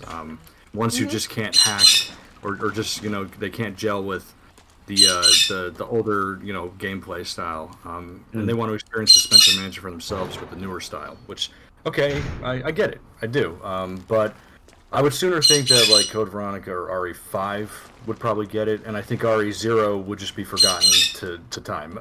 You got your, wouldn't you just love that? Well, come on, I can almost, sorry, as you said that, I know this is really unfair, but as you said that, because I know me and you have our to and fro about Zero, I could almost picture you twirling your moustache, while, you know, rubbing your hands with glee while you said that about Zero. I say that because, you know, a lot of people know about, you know, how I roll Zero and what my feelings are about Zero. But, like, when you also, like, you know, look at recent history, there isn't much stuff, like, you know, that Capcom has done where they could have, like, actually referenced Zero. They didn't. I think they're trying to kind of forget, like, you know, quite a few of those details exist too, because it's a troubled title, that game, for sure. So. You're like me with Resident Evil 5. When I do my streams and it takes me about 5, maybe no more than 10 minutes to throw shade at Resident Evil 5, Greg's just said Sonny couldn't go the whole stream without dissing 1-0. Well, while we're talking about remakes, you know, I had to say something. I would honestly, in general, I would sooner see Code Veronica or, like, Survivor, or even Dead Aim. But that's me. That's me being a classic, you know, RE head. I'd love to see Dead Aim. I mean, not even because I want Dead Aim remade, just because I want to play Dead Aim on a modern day console. That would be incredible. I wonder if there's anybody left at Capcom that even knows what Dead Aim is. But then I said something quite disparaging about something else, and then we saw, I think I said that probably about Outbreak, and then we got, you know, those Outbreak, Alicia Ashcroft, you know, references, and O'Brien references in 7. Which, you know, may not have been much, but, you know, it's nice that we got those little games, those specific games referenced. Batgirl, you've been streaming now almost 3 hours. How are you for time? I imagine you may need to go soon. No. Well, that girl's so hardcore. She's like, no, fuck off. I haven't completed the game yet. I turned on Look, are you out of your mind? I'm about to face a giant shark. You know, come on. About to fry this shark. I'm such an idiot. I turned it on before I threw it. I've done that before. Man. But yeah, so in general, like 4-hour streams lately. I've been just weird. That girl and I need to return to Kijiju. We do. So like, speaking about all that, because we're kind of having like a whole conversation, discussion about it.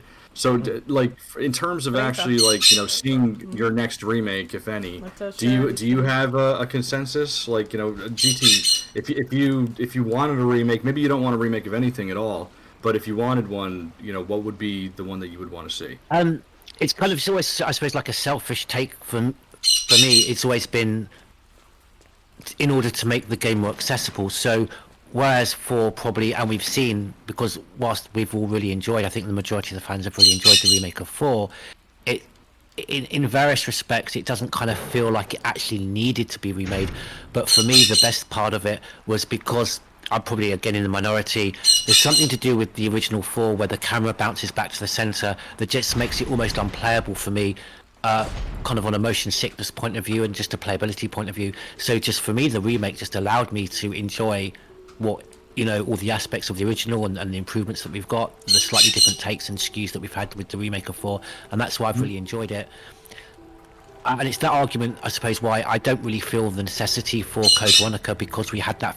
I know me and Batgirl disagree on this, but I really love the MT framework HD remaster of Code Veronica that it is all in HD and really brightens it up, and you can play that on on an Xbox One. It's even upscaled from the Xbox 360. You can even get it on physical by buying the Asia, the region free Asia copy from PlayAsia and other places like that. So you've got Code Veronica remade in HD by MT Framework, and that's fantastic. So my next, I'd love it. So it's accessibility. I know we're not going to get it. I'd love a Survivor and Dead Aim remake, but realistically, I mean, maybe actually, look, I throw shade on 5. I throw shade at 5, but sorry, Batgirl, I'll be quick. I throw shade at 5, but a remake of 5 actually would allow me to really enjoy the narrative, because we all agree it's one of the best narratives. The files are some of the fantastic, and it really did what Zero should have done. All that Brandon Bailey stuff and the sunflower, Stairway to the Sun sunflower. I think it's fantastic. I love it. Art. Yeah. Yep. Yeah. So Resident Evil 5. My shade on 5 started with, obviously, with me kind of lazily saying, it's Call of Duty with zombies, but there is an argument there. It is, there is something to be said in that. It is far too much combat, but and I know for many people that suffer motion sickness, it's by far the biggest culprit. It's horrendous. I mean, within 10 seconds, I'm feeling like I'm almost ready to pass out. So I don't know what it is, because it's not first person. It's obviously maybe something to do with the frame rate. So I would quite happily enjoy a remake of 5, just so that I could actually play it without motion sickness and enjoy it. Amber disagrees. Yeah, I think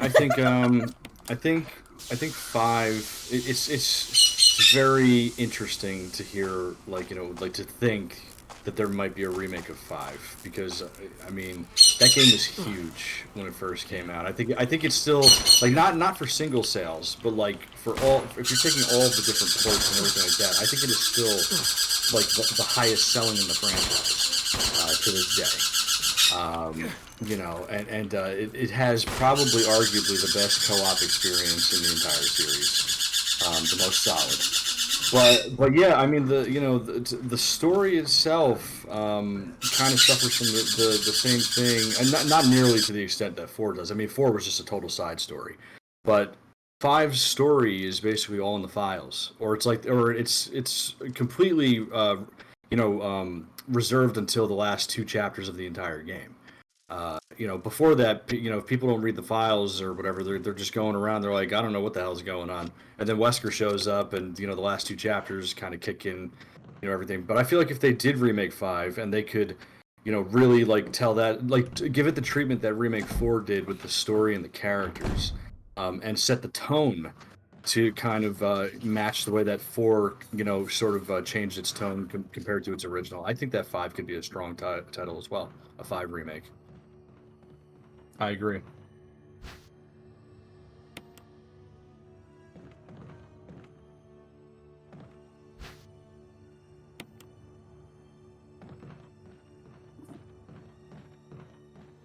Well, I know a lot of fans, from what I've been told and seen around, are a bit concerned that they're retconning RE5 because of to me, the one line that Chris says, but him sending Jill after them. I know a lot of people like this speculate that it's just because of the fight between him and Chris during that one scene in the game, but at the same time, the way he says it sounds more like he sent Jill out as an assassin, because she doesn't do much with Chris and them till that actual fight scene, and the fact that she doesn't have the scars on her chest anymore. Did they retcon that the device was something else? Was she mentally brainwashed? Was it somewhere else, or are they just implying that her healing factor removes the scars from the device that should be permanently there, considering how long she's worn that device for? You're talking about Death Island, right? Yeah, because Death Island, people are really iffy about that.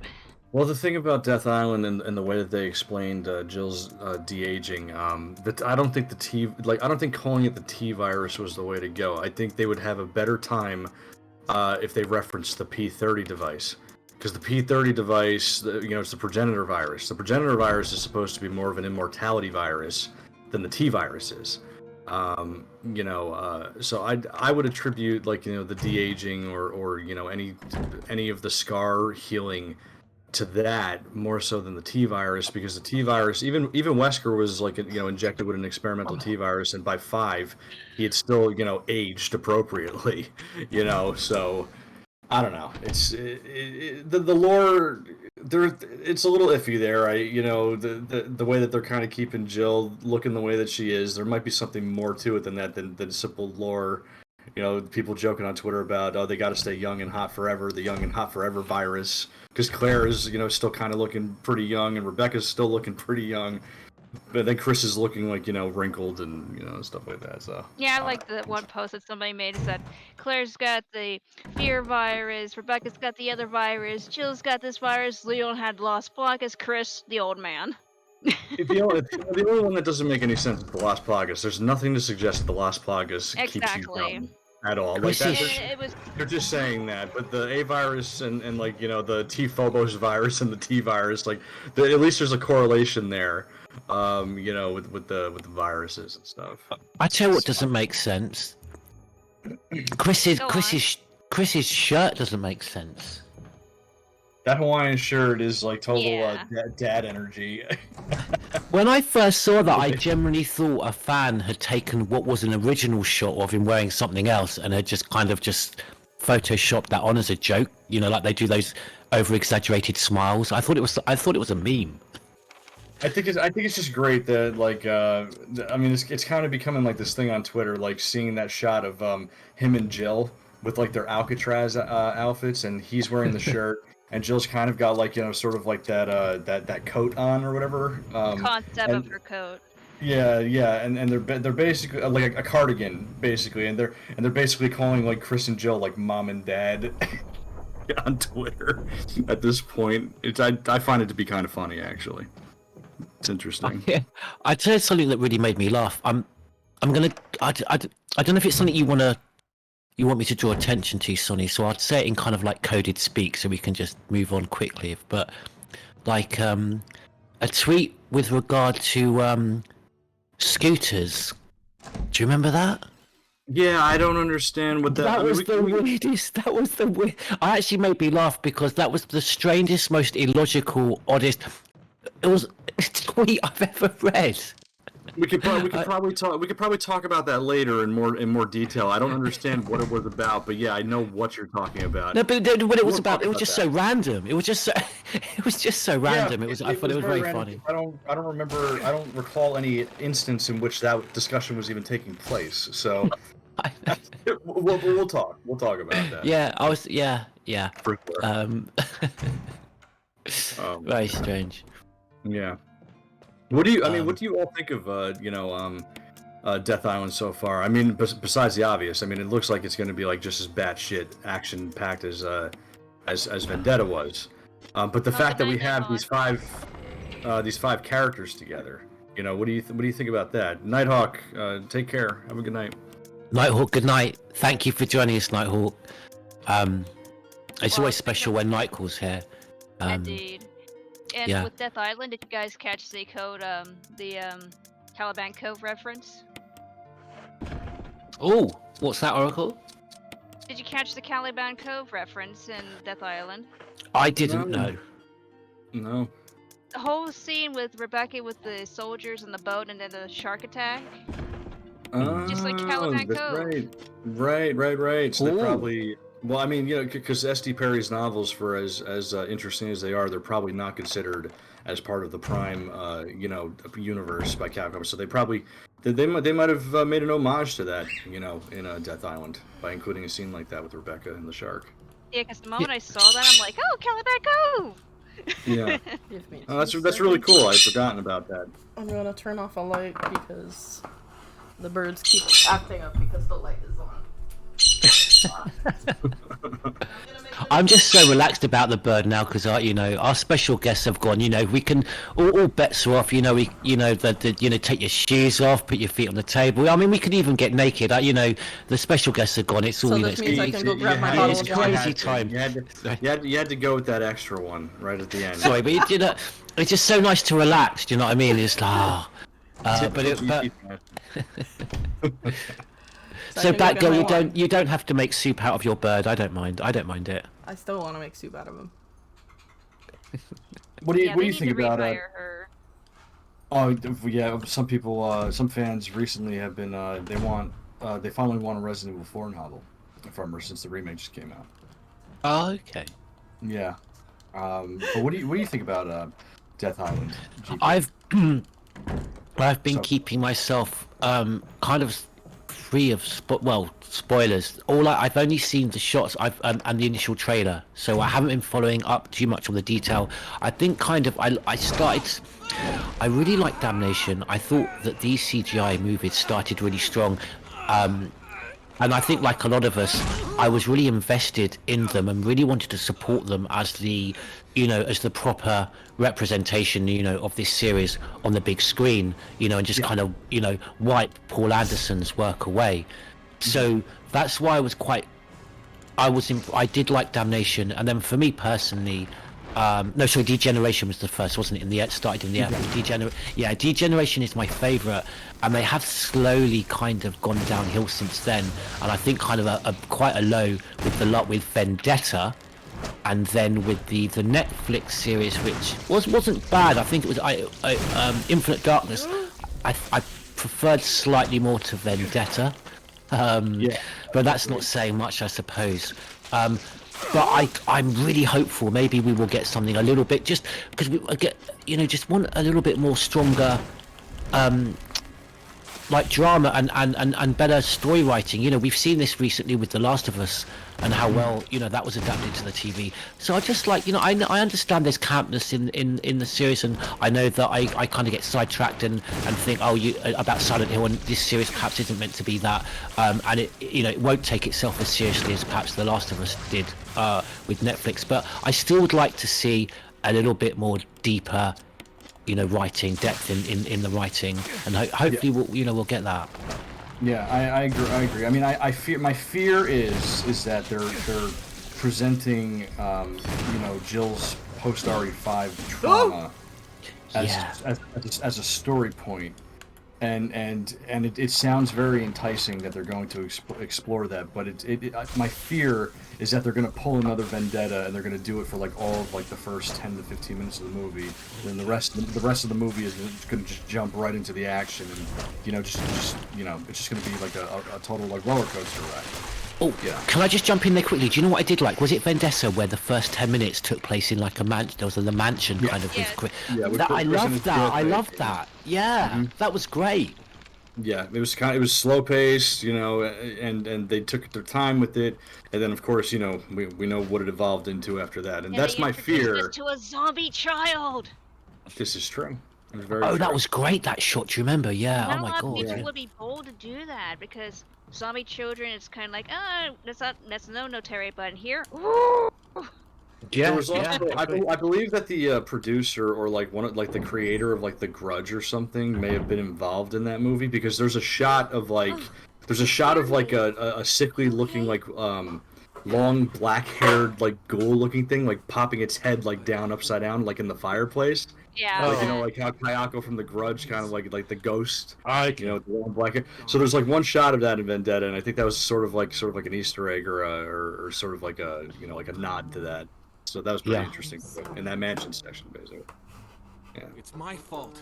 But yeah, that's my fear. I think I want them to explore, Jill's trauma, post RE5. I think it's great that they're, actually getting to that point. I think it's great that we're seeing her after RE5. It's been so damn long. It's been over a decade, since we got her in the future of the timeline. But my fear is that, like, even in RE3 remake, like, we thought we were going to see some, post RE1 PTSD from her, and we did for, like, all of 2 seconds with the nightmare in the bathroom, and that was about it. We didn't really get much more of it, after that. So that's my fear, is that we won't. I'm going to try and seek them out because not a few years ago, I bumped into a fan that had Wesker? put HD versions of these up, because you're talking, Sonny, about the should I keep quiet a minute for this cutscene? Can people hear this? This is Chris and Wesker. Yeah, I know. We got separated. I see. This is a great scene. Anyway, we better find a way out of here before we turn into zombie food. Got any suggestions, Wesker? We should get a better grip on the situation. There must be areas still to be explored in that other mansion. Chris, I want you to check them out one more time. I'll continue my investigation here. Sure thing.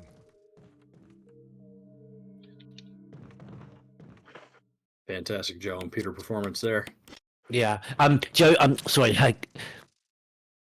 Sonny, you were talking about Jill's PTSD, and do you remember, guys, when the promotion for Resident Evil 5, the viral videos, the live-action little kind of advert videos with an actor playing Chris and Sheva, and Chris, one of them, Chris went on a date, but he was getting all these flashbacks from, I think it must have been post-Resident Evil 5, because he was getting Kijiji flashbacks, I believe. Do you remember? Yeah, do you remember those? They were great. They were great, weren't they? Yeah, I forgot what that little run was called, but it was promotional material for Resident Evil 5. I forget what it's called. When I uploaded them years ago to the Crimson Head YouTube, and I called it Chris's Diary, but I think that may have been my made-up title. I don't think it was called Chris's Diary. And then at the time they weren't HD, but then a few years later I noticed someone had uploaded them onto YouTube in HD. But they were great. That whole PTSD angle. Yeah, so I'd love to see that. You're right, through Jill's eyes. Yeah, and I mean, it looks like we're gonna get, like, at least like a scene or a sequence, with that. It looks like Chris is concerned about her. He's probably gonna talk to her about it, going back out into the field and stuff like that. And I think that's gonna be a nice touch. But I feel like we're not gonna get enough of it. I don't want to have that thought, but I feel like at this point we know better about how things, are typically turn out. Yeah. I want to be pleasantly surprised, but I'm not holding my breath over it. If we get just enough of it, it might work out. But I'm not expecting it to be like the most drama, dramatic sequence or heavy writing, of sequences. Yeah, no, that's a shame, because I'm sure have you been watching The Last of Us? Because as someone I watched the show before I played the game. I'm playing the game at the moment on PC, but I watched the show first, and I thought it was fantastic. Yeah. Yep. That is a. I mean, they've done deviations from the like, I haven't played the game. I own the game, and Bean started playing the game, Kate, and we watched the show first, and she just started the game recently, and they've done. I know that they've done some deviations in the show, but they did it in service of the characters, actually, like they did it in a way where it's actually expanded on characters that appear in the game. Yep. So they did make some changes, but it did it in service of storytelling and character development. And honestly, that's setting the standard, I think, for video game adaptations moving forward. I think any video game that wants to go into movies or TV and adapt material, you look no further than The Last of Us adaptation currently. This is interesting, guys. Director Smiley says, I think he's referring to the RE5. When he says the RE5 trailers, I think he means, those viral videos, the live action ones I was referencing, where you see Chris's PTSD. He says, correct me if I'm wrong, Director Smiley, if those are what you're referencing, directed by Marcus Nispel of Texas Chainsaw Massacre fame. Ah, very nice. I didn't know that. Yeah. I forget what they're called. It was some type of, like, viral campaign. I can't remember what there was a couple of those videos, I believe. I think they were done in like 2 or 3 parts or something. Oracle Dragon, if you want to check out the Crimson Head YouTube channel, probably one of the very first things we ever uploaded about 12 years ago would have been those videos. A long time ago, I remember uploading those. Yeah, I remember watching them because it went through the process I'll just see of if I can find them. how Chris was suffering his PTSD and really Yeah. didn't want to be rewarded with the medal because he just kept thinking about Juju over and over again. Yep. I think they actually even had a cameo from there was an actress that actually played Claire in that as well. And she went to visit him, and they had a brief interaction as well. I may be wrong if it's a different interaction or the same one. There was someone who I believed was playing Sheva. I believe there was a Sheva interaction with Chris, and I believe there was also a Claire. Interaction with Chris. That'd be cool. I've got them here. I'm gonna put these in the chat now. Wow, I uploaded these 10 years ago. Bloody hell. Are you sure it's the right ones? Well, they've all got individual names because episode 1 is called Ceremony, and it starts with a BSA press event post Kijuju. Okay, well I'll put the link everyone into the chat now. There we go. I don't think these are going to be in HD, but there we go. Did that come out? Happy Smelly, I think nailed it. I think though that little market campaign or whatever was called Fear You Can't Forget. I think that's what the trailer is. Yeah, that definitely rings a bell. Yeah. Yeah, I think Chris even contemplated suicide at some point. I think so. Yeah. I'm such a potato. Why are you a potato in that? I left the magnum ammo in the aqua ring. Oh no! Yeah, well, at least Fear You Can't Forget. That's what the campaign was, yeah. Oh, well, at least you didn't literally lose a gun like I did in Zero ages ago. The magnum already in there. I just left the ammo.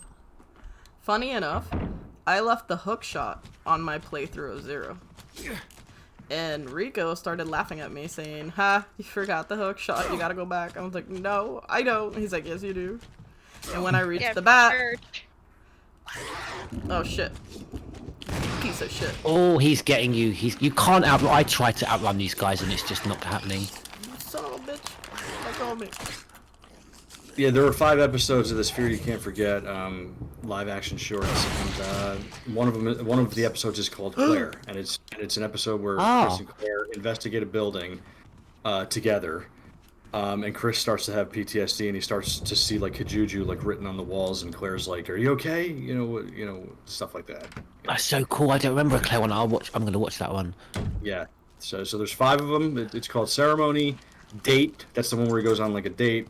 Bridge, Claire, and back. DT, you need to get on those. What do you mean I need to get on them? They're up there. Sheva's also in it as well. Yeah, you'll see her in that as well. What have I got to do, Oracle Dragon? You gotta go to Kijuju with me. Oh, I see. Of course, I've got to. Well, that's the thing, Oracle. That's what better reason to remake 5 that me and you can actually co-op play it. Finally. Isn't there a way to get by the way, hold on. I'm sorry to interject. Did I tell all of you, or did you see on Twitter how I completely broke this room? You broke this room? Or in how I would want to refer to it, I fixed the room. Yeah, it was very cool. I saw you modded so you could see the whole aspect, couldn't you? Was that it? So what I did was I went into the game files, and I was completely just messing around with the code and trying to figure out what controlled the walls and stuff like that, and I completely disabled the walls. They'll never move it. All you have to do is just admire the room as you push the statue into the slot and unlock the secret passage in the back. So cool. That's it. And also, I must say, because all of our very, very, very beloved special guests have long since left us now. I made it sound like they'd passed away, but I mean from the stream. but we've still got many people watching us, so that and listening to us babbling on about the series. So thank you so much, and it's great to be able to kind of interact with you in the chat and respond to what you're saying there. And also, Awesome Kitty, you're still gifting subs again, even though many of the festivities have died down a bit. So that's very, very kind of you, Awesome Kitty. Thank you so much. And on that subject as well, Ange Callow, thank you, donating to support the AbleGamers Foundation. That's very, very kind. Thank you, everyone. And Sonny, thank you for staying up with us as well on the mic. Oh, absolutely. It's Saturday night. I don't have anywhere to be tomorrow, so it's good. Yes. Oracle has to work. Yeah, I have to we're get up working, at, Oracle. I have to be up at 6 a.m. Oracle Dragon, I'm going to say it now, and we have 23 witnesses to this. You've been amazing tonight, and we had an issue with not getting your video up in time as well, that you made for us for promoting the stream. I'm going to get your Oracle Dragon. Everyone has been writing some fan fiction for many years, Shane's story, and we used to have it up at the old website. And we've got some of it up at the moment, but we're kind of uploading it. We had like over 100,000 people reading it or something at one point. Really? Well, we're gonna. I will. I've been taking my sweet time in getting it up at the website. It's got some incredible stories written by Oracle Dragon, and it's got some incredible fan fiction. It's got one of the best collections of Resident Evil fan fiction I've seen. Oracle Dragon's got together with many Resident Evil community artists, and there's some amazing fan fiction. And so I'm going to Oracle Dragon. I will get that all up at the site tomorrow, and that will be ready after the weekend for fans to come to the site. And for a year. I've been saying that for a year, I know, but that's why I'm committing to it in public. So Sonny and Batgirl and everyone that's watching. Yeah. I will clip this and I will share this in the Twitterverse so that you are locked in. Yes. So you get this done now. I will do. So Oracle Dragon's fan fiction entitled Resident Evil Shane's story. Her character, her fan fiction character Shane, who I won't give any spoilers, but he has a close relationship with Wesker, and yeah. Fuck. You're currently. Oh bloody hell! Jeez, Batgirl, that was an aggressive fuck right there. Wow, that scared me. Sorry. You need to do it in a Salazar voice. Oh. Oh yeah, my Salazar voice. That was funny. Mr. Kennedy. Mr. Kennedy. Good. Now listen here, you little fish. No, I forgot what the hell happened, and it kept going in the Salazar voice, and I deviated from the script. Sonny, that you mentioned that Bean was playing The Last of Us. Is she playing it on PC? PS4. On PS4. Okay. Yeah. Mm-hmm.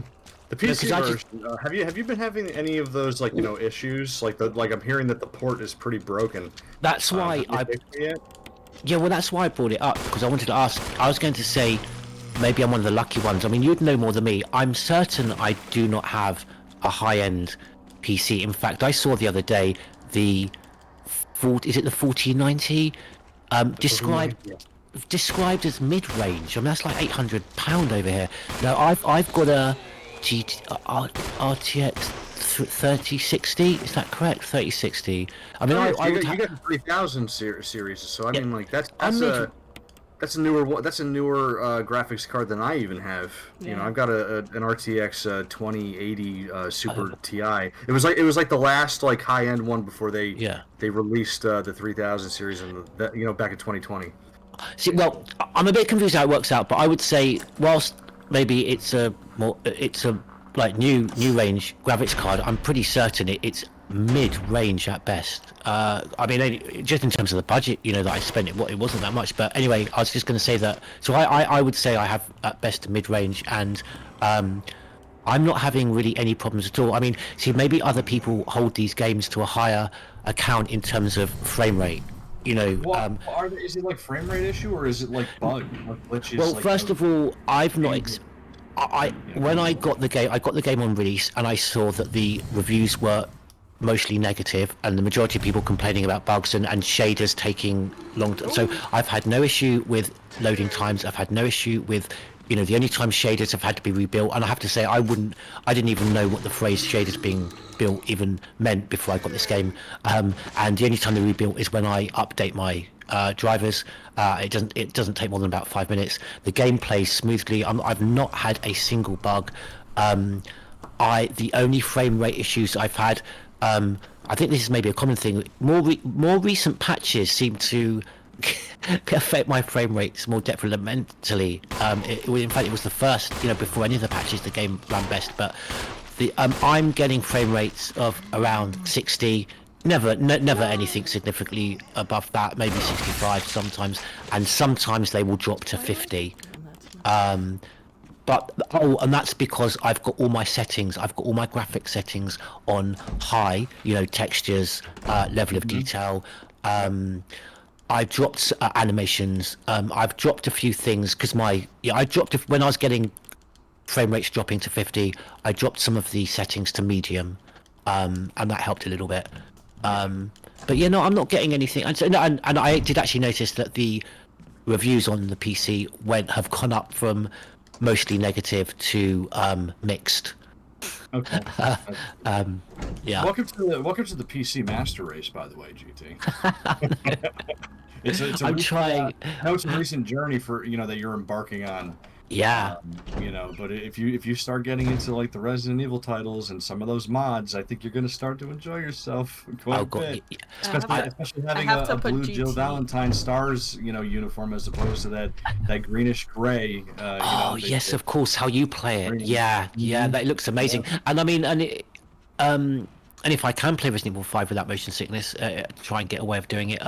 The way that you play 5 as well without that awful filter on looks stunning as well.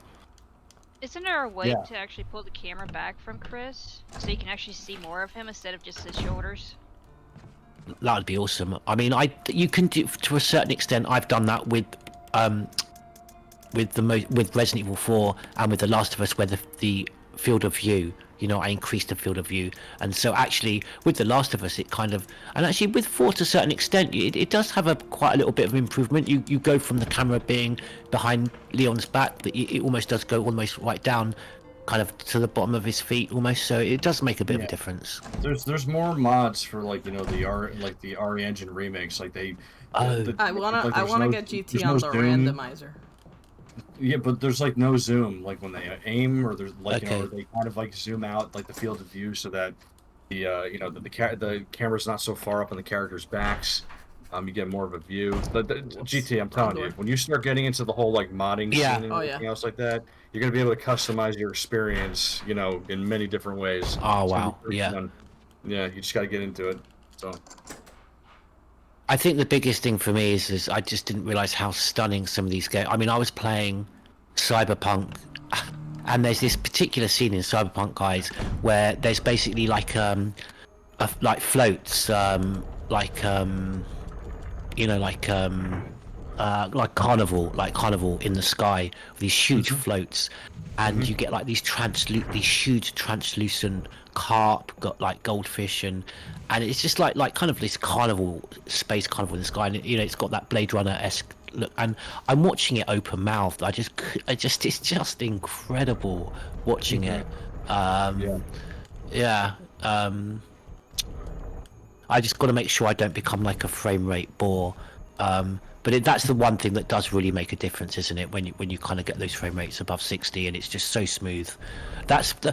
Sonny, what's your experience been of 4? Because, and obviously you've got much higher textures, but I was playing a lot of 4 and then went back and played some Revelations 2, both on PC. And Revelations 2, I have to say, just did feel so much smoother. In the camera. There could be some still like some bugs with like frame rate drops in 4 Remake right now. Like I remember when Village was first out, they had like the DRM that they attached to the game that they eventually removed, and when they removed that, the frame rates like got fixed. So they might have that in 4 Remake. now, and that might be like a similar type issue. But I've been having some stuttering. I had a really bad experience with the demo, and that was because I had to fix some type of setting. Like my computer updated, and it had like Windows game mode on, and you don't want to have game mode from Windows like enabled. Like it just breaks your stuff. It was making the frame rate drop to like 5 frames per second, like in heavy cutscene areas. So. Oh, when you say game mode on, do you mean is it performance or something? There's two.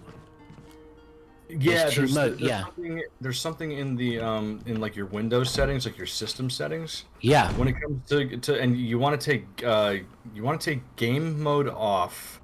I can't remember exactly where the hell. Because I think if I'm right in thinking the same thing, I have two, and I presume because I stream, I have it on game mode on. There's game mode, and I think and a different mode for if you're not gaming. Yeah, take game mode off, and then your graphics settings. You want to have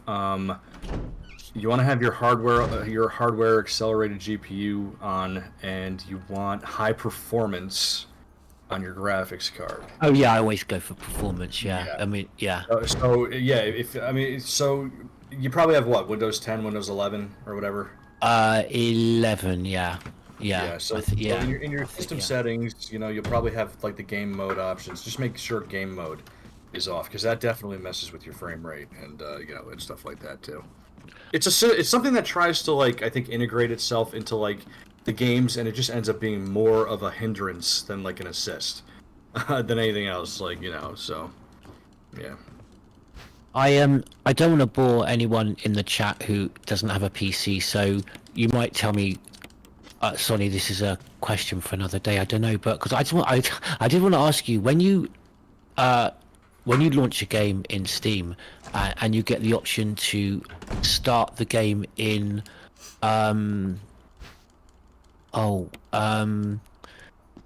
you get various options. You can start it. Is it DivX 11 or 10? Do you know what I'm referring to?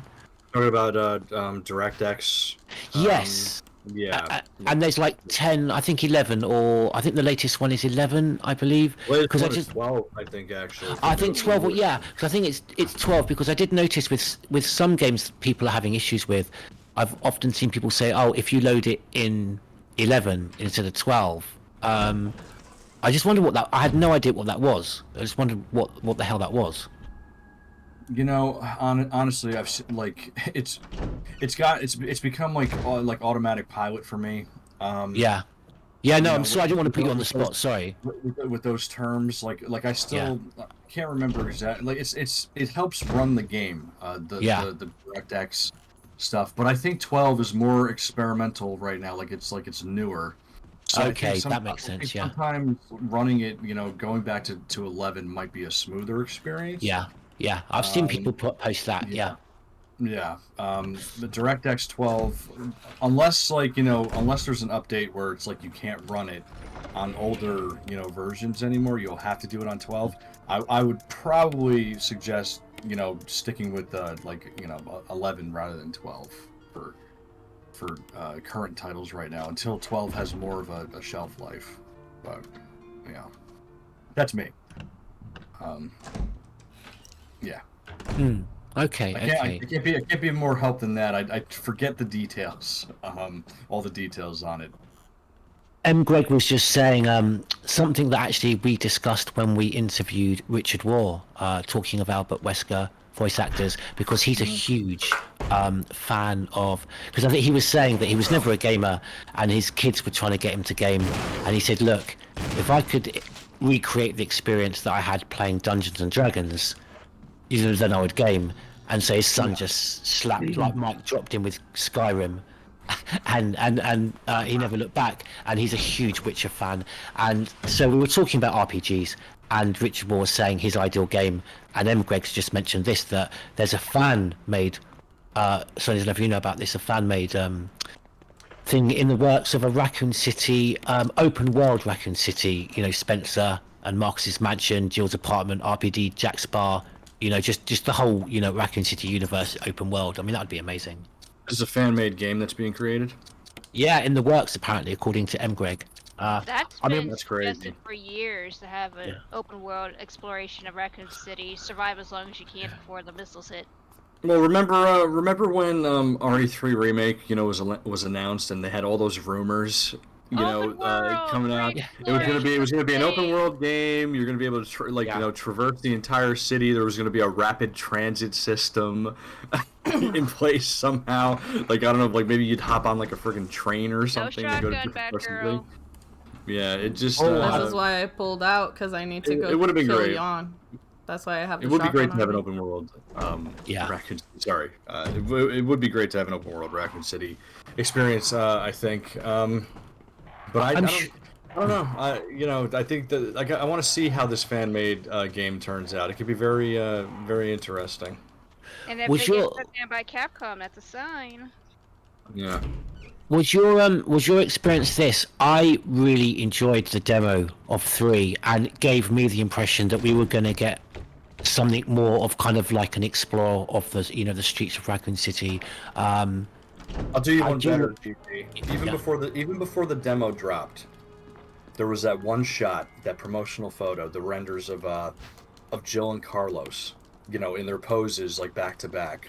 Yes. The entire Raccoon City skyline behind them, and it was like dusk, and that picture just just gave me an entire a whole image of we might be able to actually this might be it. This might get really intense. We're gonna be going through the city, having to hide from Nemesis, or maybe there's gonna be a stealth feature.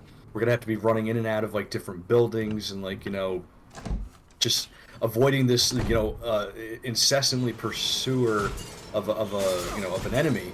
And it was just like you're saying with the demo. It's just when we finally got it, that was really the only section, wasn't it? That we had a hub area of the city. Yeah, that was the only the hub area I can think of. I mean there was a slight highlight, more so for most than me. I did like it though, maybe not as much as most. The hospital section was also lauded quite highly, wasn't it? Yes. In the remake. Yeah. It's a different hospital than the OG, and we were fortunate enough to get sort of a remake type hospital of the OG when Outbreak came out. It gave us more floors of that OG hospital, stuff like that. But the hospital in Resident Evil 3 Remake, I don't think it is something to to be disappointed with. I think it's one of the better parts of the experience. It is its own little hub area. And hunter betas. I mean, the reintroduction of a modern hunter.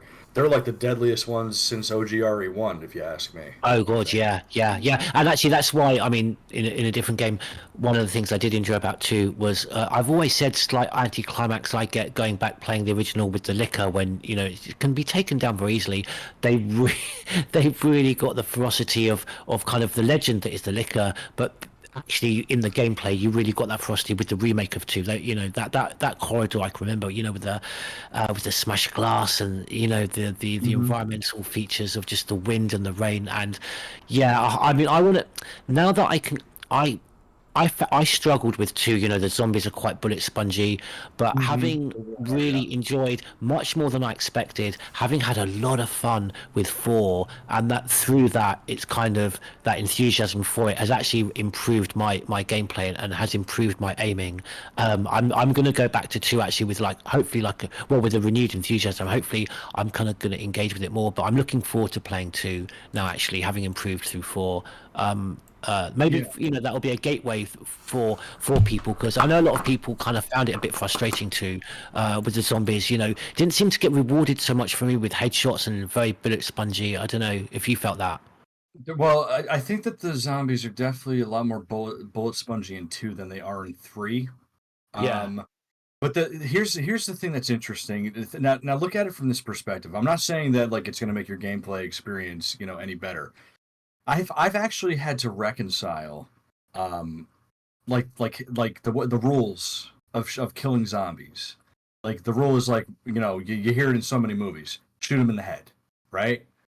The lore of Resident Evil, though, it says that the destruction of the zombie, the way to kill a zombie, is like full destruction of the brain.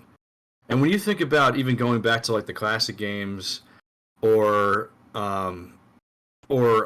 you know, like even Remake, and then you go to Remake 2 and like you're shooting these enemies in the heads and they're not dying. The only way that like you actually kill a zombie in the classic games is like you completely like decapitate them. Their whole head explodes. So when you're shooting them with a handgun in Remake 2 and like it's just like, you know, 9mm rounds going into their brain, it's like, yeah, you're hitting them in the head. But it's not until like you sort of get like that crit where like, you know, their head bursts open, or if you shoot them enough times in the head where it like destroys the brain enough that it actually kills them. It actually almost makes it scarier that like one gunshot to the head doesn't kill these types of zombies, these T-virus zombies. And it actually works with the classic games because every time you get a head crit, it's complete destruction of the head.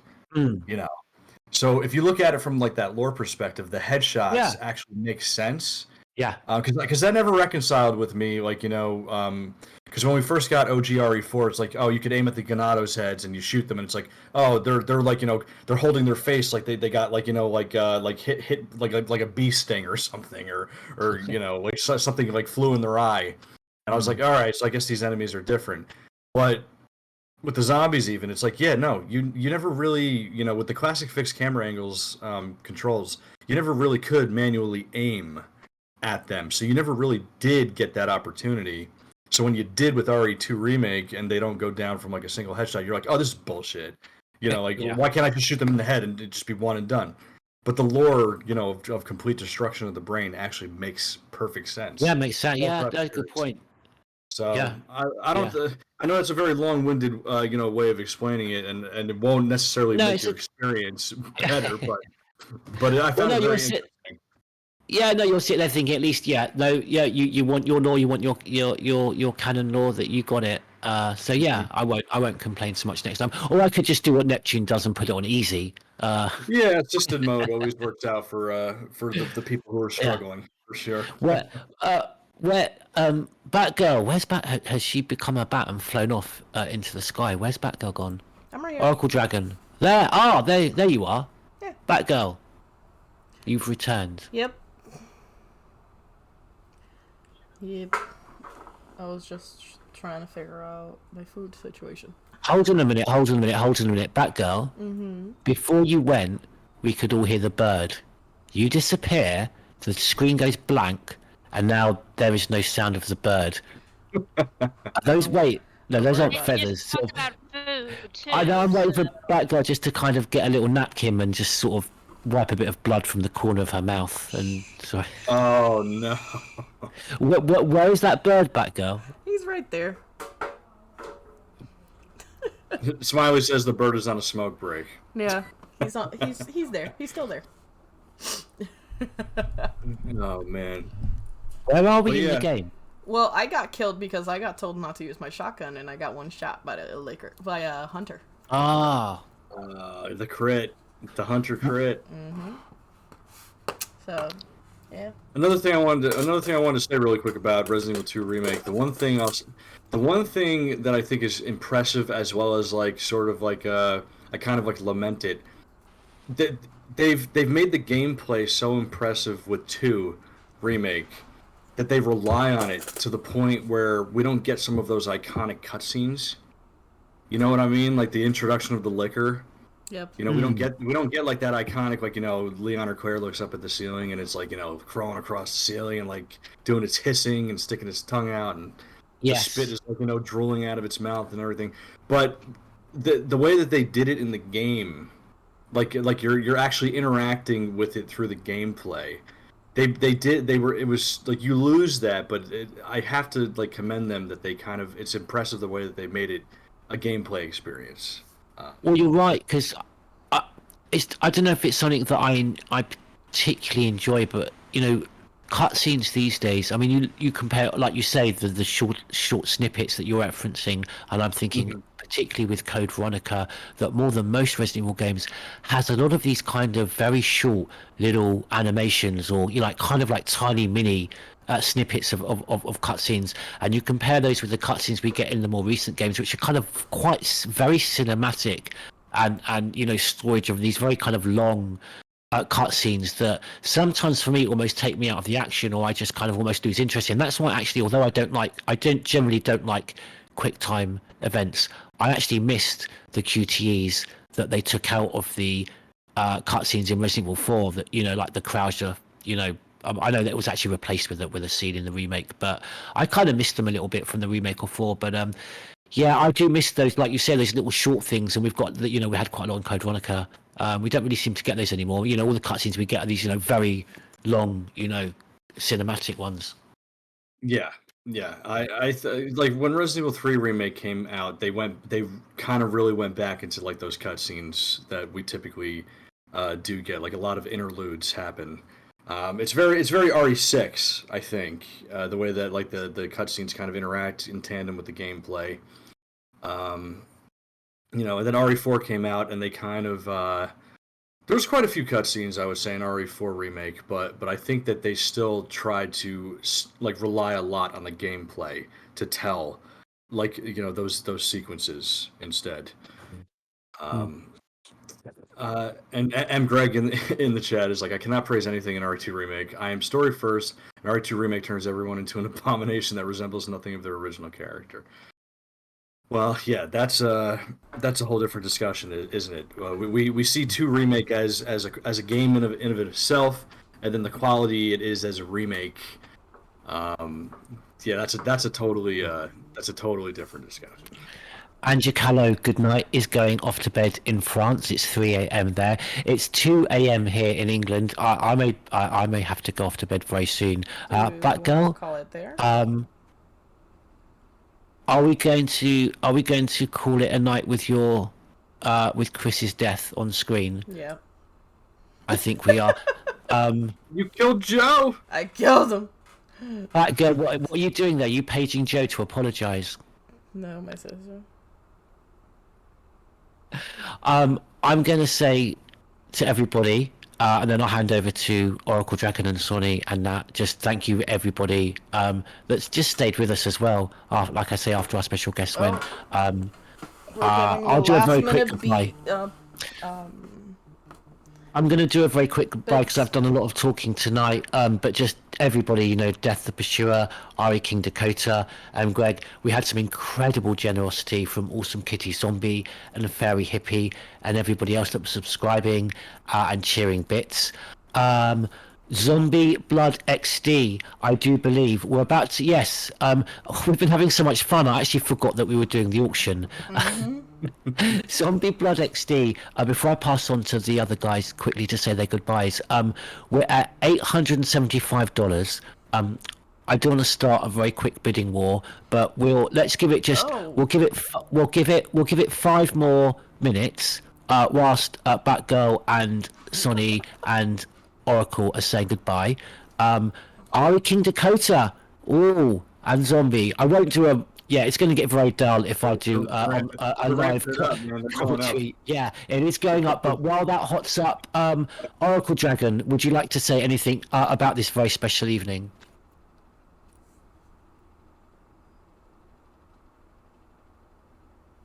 Did we lose Aaron?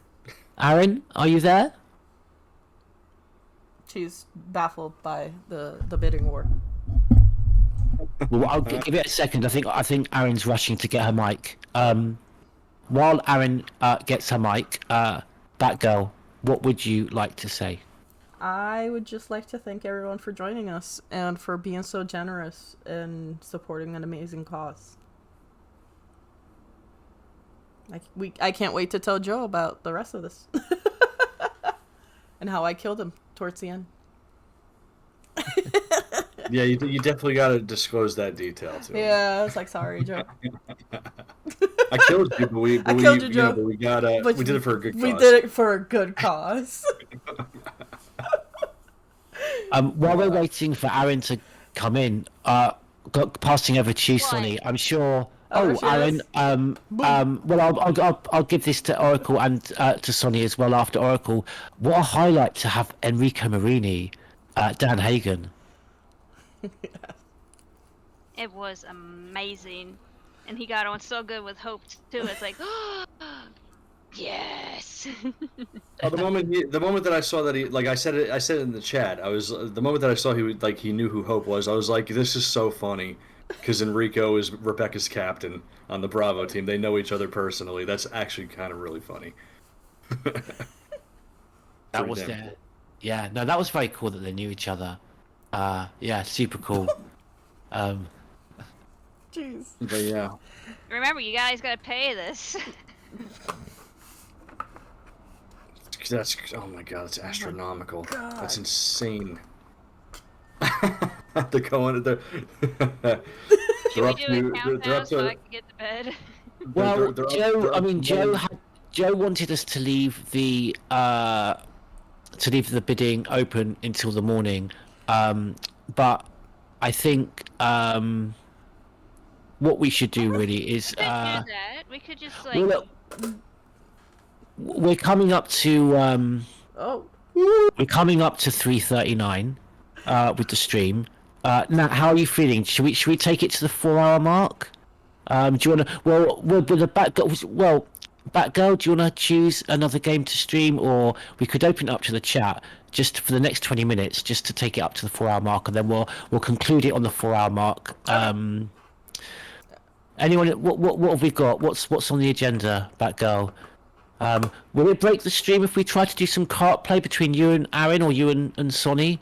That's going to be a bit ambitious. She has to get to bed. Oh, because Oracle, you've got... Well, everybody... Okay, Oracle, before we go, everyone's going to say goodnight to Oracle, because Oracle's got work in the morning. Oracle Dragon, thank you so much for being here. Thank you for keeping an eye on the bidding as well, Oracle. At least one of us was. Yeah, I got it all marked down, so I'll just copy-paste it over onto Discord. She has the list. Yeah, I have to get up at like 5 in the morning. Oh, Oracle. She has and to I have to sleep. pull a 10-hour shift. Ouch. Go to bed. Terrible demons. Ouch. Yeah. Jessop, oh my gosh. Terrible demons. Ouch. Ouch. Ouch. Well, hopefully I get paid enough so I could get some more artworks done for RESS. That's what I want There more you go. time. I'm here like... Night, everybody. Good night, Oracle. Take care. Good night, Oracle. Sweet Take care. dreams. Let me just Sweet copy dreams. this over to Discord real quick. This includes the subs, the gifted subs as well. Well, we get a transcript, don't worry, in the streaming stats, so don't worry about that. We do. Well, I copy paste, okay? Jeez. Because we know that Ori King and Zombie will be competing each other till closing time. They're still trying to beat each other. I have to say, I'm quite surprised that Mr. Jeremy Pryor bowed out early. He was having issues. He actually told me the reason for that he had to bow out was because his limit was 600 due to the fact that he redesigned his RE collection room. Ah. And he's just glad that everybody's actually bidding for this and is doing it for a good cause.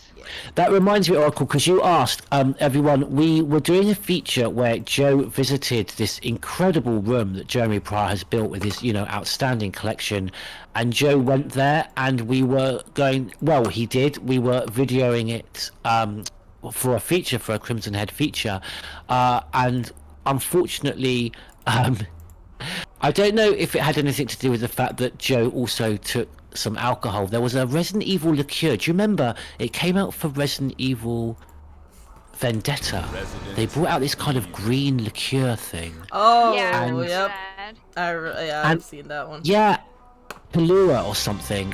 And I got it, and I asked. I got it for the website, and they wouldn't post it to England. So I said, I wanted it for my collection.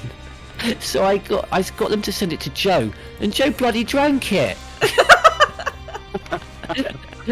But when he went to Jeremy, I mean, it's the least, my God, he deserves it. Everything he's done for us over the years. So Joe, I think it got lost in communication that I wanted it for my collection. So anyway, Joe took it with him and drank, and him and Jeremy Pryor and Alex, Code Veronica Freak, Alex and Neil was there as well, and the three of them, cheeky chaps, they drank it, and so the video wasn't of the quality that and also that was it, the reflections, because he's got these incredible glass cabinets, Jeremy, the reflection, the light from the camera was reflecting off, so Oracle, you were asking what happened to that video. So Joe is going to go back with a friend of his who's a professional cameraman, and he's going to do like a video tour with Jeremy, doing like a commentary of all these, you know, incredible items that he's got in his collection. So yeah, hopefully that will be coming soon. We just got to get Joe to go over there and not get pissed, basically.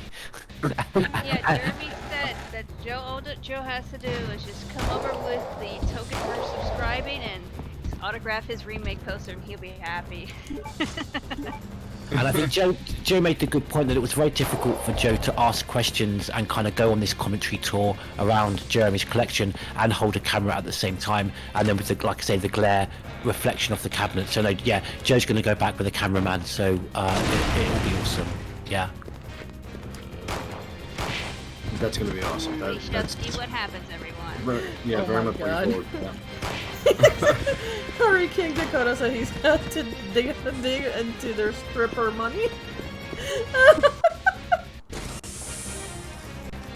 Oh my God. I think what we will make absolutely certain of, because you've been incredible, this legendary battle between Zombie Blood and Ari King Dakota. So no, who's the battle between? It's Zombie Blood and is it? Ari it is. Dakota. Yeah. I think what we'll make sure, because it will be such a shame when somebody does not win. We will definitely make sure that Joe will send a few things, to both of you. Yeah, I'm sure he will. There's quite a few things you see Joe's got in the pipeline that he's going to be making with his 3D printer.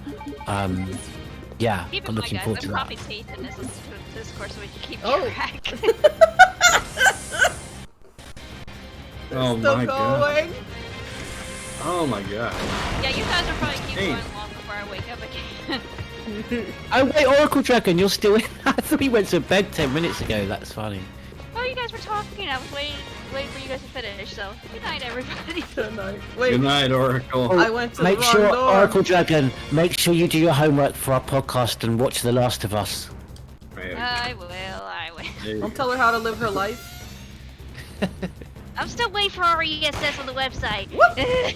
Oh, well, I've committed to it. That's what I will be doing tomorrow. I'm going to take the Huskies out. Yeah. She's got the evidence. I'm going to take the Huskies out for a run, and then I'm going to come home, and I'm going to, I will stick it up on the website. Don't worry. Yeah. And you sent me. Good night, Oracle. Take care. Thanks for tonight. Love. Oracle works too hard. It's such a shame she's got to work tomorrow as well, because she came straight from work today as well. Yeah, she did. I must defeat the monster. Ah! Don't kill Chris again. I'm trying. Ah! My shoulder. Do you ever play the HD remaster? Me? Yeah. That girl, yeah. Of this one. Yes. Okay. Yes. I just like this one because I like to see Wesker get bitch slapped. Oh, by Alexia, of course. Yeah. Oh, this is the OG one? Yes. Oh, Dreamcast. Oh. That's the only reason I usually choose this one over the other one. It's because of the bitch slap. Yeah. I imagine it's because you've got it on PC. It's looking a lot brighter than often this game can suffer when the original. When I see people streaming it, it can look very dark. Not necessarily, because in this one, the way that he gets bitch slapped, it actually hurts.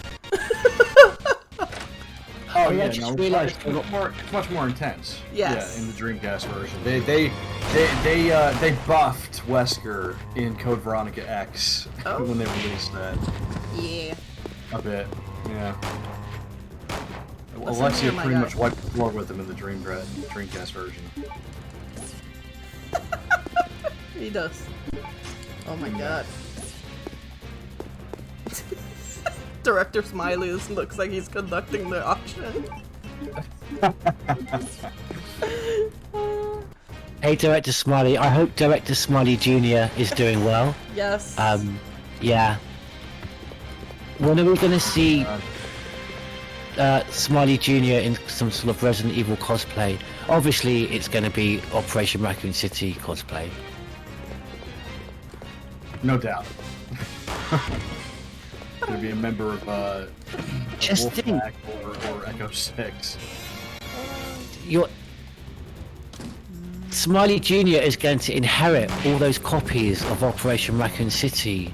What a luck! Wow, wow. Vector cosplay. Vector cosplay, yeah. That'd be crazy. He is.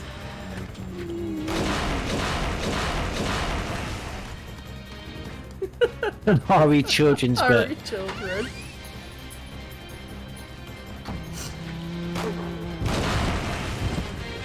Talking of PC, I need to get together with Batgirl and try and learn how I can play Resident Evil Dead Aim on my PC.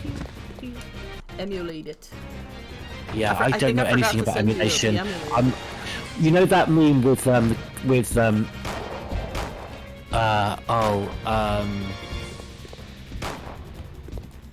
shit, the guy from the office. I know his name in the English office. Bitch. Well, he says, "Talk to me like I'm 4. You need to talk to me like I'm 4." Batgirl when it comes to emulation. Michael from the office. Yeah. Pretty much. I've got the boss fight. Oh, this is the. Oh, I can see what. Okay. I don't think. Yeah, I don't think I've ever done that battle game. As How much as on earth did somebody get a no damage run? Like, how could you get a no damage run in this boss fight? Seriously. I don't know how. How is that even possible? Boom! Oh wow! Ow! My shoulder! Jesus Christ. Oh!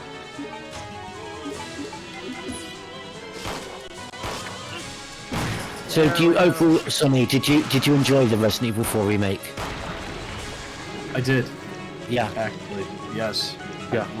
I honestly did. I had made my piece, I had my stream sort of like, okay, they could remake the game, they can make it as 3.5 as possible, maybe they'll do that and make it like horror and darker.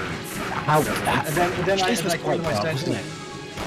Well, I came to my senses. I knew for a fact that they weren't going to change the story, so I made my peace with that. But what they did with the existing story, I was very impressed with. And I very much enjoyed the fact that they grounded the tone more. And I mean, honestly, yeah, they did. Yeah. Luis Serra's expanded role is a big highlight for me. I love Luis in this. Yeah. Yeah. The minecart section is infinitely better in this version because of him. Because the fact that he's there just sets the tone that the original just did not live up to. The double El Gigante fight is much better now because he's there. And the fact that he works for Umbrella Europe's number 6 lab, he worked on the Nemesis project, I was like, holy shit. That's amazing. It makes perfect sense as to why he would be a researcher hired by Sadler, and he knows how to work with the Las Plagas parasites. And you were able to connect it to something previous in the series that we knew. But it wasn't something that was that had to be so drastic, that it was so on the nose that it's like, oh wow, this is contrived. No, it's to me, I think it was a great addition to his character that he was an umbrella scientist that worked on the Nemesis project. He had the knowledge of parasites. He uses that knowledge to work on Las Plagas. But at the same time, he also has this change of heart. He's like, I know I did bad shit, and I'm trying to make amends. I thought it was just so good. Yeah, no, it's those improvements to the story that were great, and there really are, you're right, and also there's great game design as well in this game, because you mentioned the minecart thing, and for the first few seconds when I was in that, I had my survival horror sort of very serious head was like, this is not what I want in a Resident Evil game, but literally that immediately subsided because I had so much fun in that section, and because it's either side of some very, very dark moments, and there are sufficient gothic and dark moments in this, like Ashley's section I thought was great. Really and, good. And Ashley, I mean, Ashley is completely unparalleled in this one compared to the OG. I mean, the reception to her character is divided among the OG. Quite a few people, didn't mind her character. A lot of other people are like, she's annoying, she's shrill, she's, just kind of like, it's just frustrating to have her around. But in this one, Genevieve, her actress, Genevieve Buckner, I think is her name, just makes her so lovable in this. And the fact that her and Leon have so many so many dialogue moments, like interacting as they're just walking around and stuff, really enhances the experience. Yeah.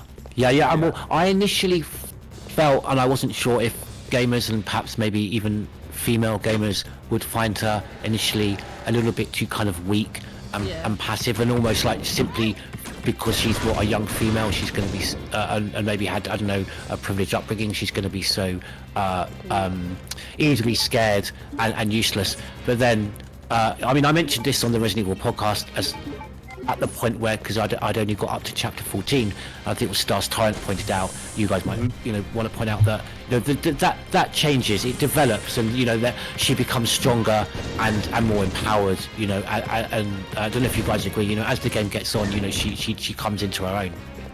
Yeah, and a lot of fans were saying, in the remake, give Ashley a gun, and I'm like, no, don't do that. That's a fast track to making a character badass. Like, I'd agree. Yeah. With no logic behind it whatsoever. She's not supposed to be that. Some characters in the series are not supposed to be gun-wielding badasses. When you give them a gun and when you elevate them to that status, when it's not in their character description, it just arguably makes it even more jarring of an experience. It diminishes them. It's a disservice to their character. Yeah. So I think the fact that Ashley found new ways to be helpful, like she figured out how the knights with the plaga inside them, they're weak to those blue lantern lights and stuff like that. She was using she was just finding ways outside the box without having to pick up a gun and just fire it. You know what I mean? And I think that's way more empowering, to keeping in line with her character than doing that. And even evidently, she's still technically a damsel in distress. She's supposed to not be able to take care of herself, quote unquote. You're supposed to go rescue her. So it doesn't really make sense to give her a gun, have her wielding a gun, and then randomly oh, I don't need you, I can take care of myself. Yeah. Exactly, and there are characters in the series that are just like that, and there are fans out there who they love the characters, and they're like, no, you're making them weak, because here we go again. This is me. I'm gonna bring up my prime example. I don't think Rebecca Chambers should have ever been a main character. I think RE0 does the same thing to her character. It does a disservice to her character to make her. She's like the Jill Valentine of that game. Basically, she's blowing hunters away at the marshalling yard. She's taking on a prototype tyrant by herself. But in RE1, she backs up, into a corner away from a single hunter. Yeah. It's like it doesn't make any sense contextually. Yeah. I never really thought of it like that. But you're absolutely right. Well, then the fans are saying, well, remake RE1 to make no, don't do that. Yeah. To basically conform to RE0, and I'm like, no. RE1 is the one that got it right. RE0 is the one that broke it, essentially. Yeah. We can all now. I'm imagining Enrico, up against that tyrant, and Enrico, up against those hunters. Yeah. I just think it does a disservice to characters like that. Like when you can do so much more by making characters different. Some characters know how to use the guns. Some characters are going to find some way to think outside the box, and they're still going to be useful and they're still going to be helpful. And they're going to be, in line with their own character. Like, the thing that impresses me about Rebecca in RE1 is that she seems like, she's not as experienced in combat, but she literally saves Richard and Chris from, from the snake bite with the serum. Or she kills Plant 42 because she's a chemist and she knows how to work with chemicals and makes the V-gel. Or she activates the self-destruct system and completely destroys the entire mansion so that, no more of the virus can get out, essentially. Things like that. It still makes her a badass. without having to be someone who's wielding a machine gun. Yeah, yeah. So that. See, that's. I mean, Sonny? I've asked this question before on other podcasts. Do you think there's anyone, maybe in Capcom, or will there be anyone at Capcom in the future that would have that nuanced level of writing in characters going forward in future games? I would like to, because Ari. I would say that, like, I mean, Resident Evil always has some type of level of camp in it, but I feel like RE4 Remake was like sort of going there, at least with the main characters. Like, you know, like the villains still tend to kind of be a little more like, you know, hokey. But even Sadler's like whole thing, or even Salazar's like, you know, backstory, like they even had a little bit, I think, more nuance to them, and so did, you know, Mendez. But like the stuff that they did with Leon and Ashley, and then, I mean, Luis especially. Actually, yeah, they did that little bit. Yeah, with Luis, you're right. Yeah, with the kind of, you know, lamenting, you know, could you know, can bad people change and that. Yeah. Fair enough. They definitely stepped it up. Like I think they stepped it up a notch, and yes, the writing has been getting gradually, like, you know, better. I think I'm not sure how high it's gonna go. In terms of, like, you know, we'll reach, like, you know, Last of Us type level of drama. I don't know about that, but I think it could still can improve, and it still can progress, and it would be great to see something, you know, like that level of you know, writing in a Resident Evil game. But I don't think that it's very hard to be a playable character in a Resident Evil game and to not have a gun.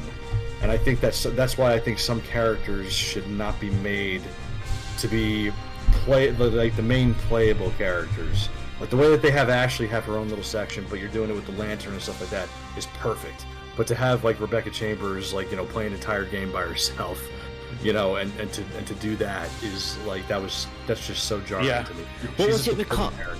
What was it Mikami said at the time that he did? Was it Mikami who said he didn't like the character and that she was very passive, but that was the kind of the fashion at the time in Japan to have that type of character in a video game? Someone said that. I don't know if it was Mikami, but someone said that at the time. Or not afterwards. Mikami did not like Rebecca. He felt that she was weak. You know, I think this was after he did the original game. But she was more like an anime schoolgirl in the original game. That was it, yeah. Because I remember him saying that was kind of the fashion at the time, and that's why they wanted her. They wanted that type of person in Zero. Yeah, and I feel like when he made Remake, I think that he shaved off the edges of that. Like, I think there was one thing that you still could have done to make her character like that they could have went even further with not making her. What is it? They could have given her the same type of death scene, like the choice that you make with the Lisa Alter fight. I think, like, if they had her like pushing the stones while you were playing as Chris, shooting at Lisa, and if you fail to protect her, maybe that's her death instead of having that hunter scene or whatever. Like, I think they could have done that. And it'd be an impactful death as well, because, you know, her role as the medic and the fact that she is kind of that young female character. I mean, that'd be a very impactful death. Yeah, but I think in general with the acting, like with Hope Levy's acting, it took away like that sort of, like, you know, anime schoolgirl type vibe. She sounded like a young, like, you know, dork, like someone who was really smart, who had a good head on her shoulders, was trying to do right by her team, but just like was in way over her head, you know, with this whole situation. And I think Zero went too far in the other direction. Like, maybe they heard Mikami's criticism of her and they're like, well, we got to make her a badass, don't we? You know, and they just went way too far with it, you know, in that game. So, but I think Remake perfected it, and then I think the Vendetta, in her opening section before she becomes like the damsel captured by Arius, I think her opening section at the lab, that was like a perfect sort of like successor to Remake's, you know, portrayal of her, essentially. Well, listen, on that note, Sonny, thank you for being with us for this part of the stream, and for keeping with us all this time, because while we have been chatting about Resident Evil, it's been fantastic. We've got the winning bid, ladies and gentlemen, and before I announce that, I just want to say that I've been watching your help, Director Smiley, and everyone in MGreg, and I think, you know, we did say that we would be giving out these medallions to everyone that subscribed, and we will. And I don't know if you guys did subscribe, but I'm sure Joe will be able to find some spare medallions that he can be sending everyone's way that has still been sticking with us. And even if you've been lurking, don't worry, the stream thing, what's it called? You know, the stream, whatever it is in my Twitch thing. I'm tired. Yeah, I get a transcript of everything. You know what I mean. Yes. I get a commentary of everything. Yeah, so I will see that. But the winning bid, ladies and gentlemen, very generous. Going to a very good cause, of course, and it's an incredible item. Thank you to everyone that's just helped, get us to this stage as well. But Ari King Dakota, you are the winner. It's a shame that Joe's not here. 1085, I think. $1,085. It's a lot of money. It's very generous. Dare I say that I think you almost may have got a bargain with all those signatures, and I'm sure you won't be drinking it. But at one point, I'm sure we'll get a picture of you. I'm sure I've seen you in Chris cosplay. I'm sure I've seen you in some cosplay. Sorry if I'm mistaken. Is it Carlos? Maybe. Carlos. Yeah, it was Carlos. Yes, Twitter. Thanks, Sonny. Yeah. Yeah. And King Dakota has also been very supportive and did a fantastic call-in for us when we were doing our Resident Village show. So, but yeah, well done, everyone. Round of applause for Ari King Dakota. For $1,085, he was the winning bidder on the whiskey, the 25th anniversary Biohazard whiskey. Well done, well done. Ari King Dakota, you did a fine job. You did, and listen, it wouldn't have got that high without the genuine efforts as well of Zombie Blood. I'm sorry, Zombie Blood XD, you just missed out, but there will definitely be a runners-up prize. We'll get Joe to sort you out with a very nice runners-up prize as well. Believe me, that will definitely happen. But yeah, I'll say goodbye and thank you. Otherwise I could go on and on, but just from the bottom of my heart, from when I first saw everyone coming in, Sonny when you came in at the very start, and everyone here, M. Greg and everyone that's been here, Awesome Kitty Zombie, very hippie, everyone who subscribed, everyone who's followed, thank you so much. It will inspire us to do lots more content for you. For me, just Trevor, I'm going to say goodbye. Sonny, Backgirl, do you want to say goodbye to everyone? Thank you, everyone, for joining, and have a great night, guys. Yes, thank you, GT and Nat and everybody for having me back. Appreciate it. This was for a great cause. This was an incredible stream. It was great to see all of these Resident Evil, talent all together on one screen, and to hear all their voices, and to be able to have them all connect, not only with each other, but with the greater RE community. And I know that Joe is he's being a pioneer for that as well. Like he's trying to really get them integrated, into more events and stuff. But yeah, this was a fantastic stream, and thank you for allowing me to be a part of it. Thank you, everybody. All the viewers in the chat. It's been great. Saw a lot of familiar faces there, and thank you for all the donations. And thank you. Well said. It's been wonderful. So have a great night, everybody. Take care. It's been great. Well said, Sonny. Well said, Batgirl. And from Oracle Dragon and Joe and everyone, much love. And we'll see each other very soon. Look after each other, everyone. Take care. Take care.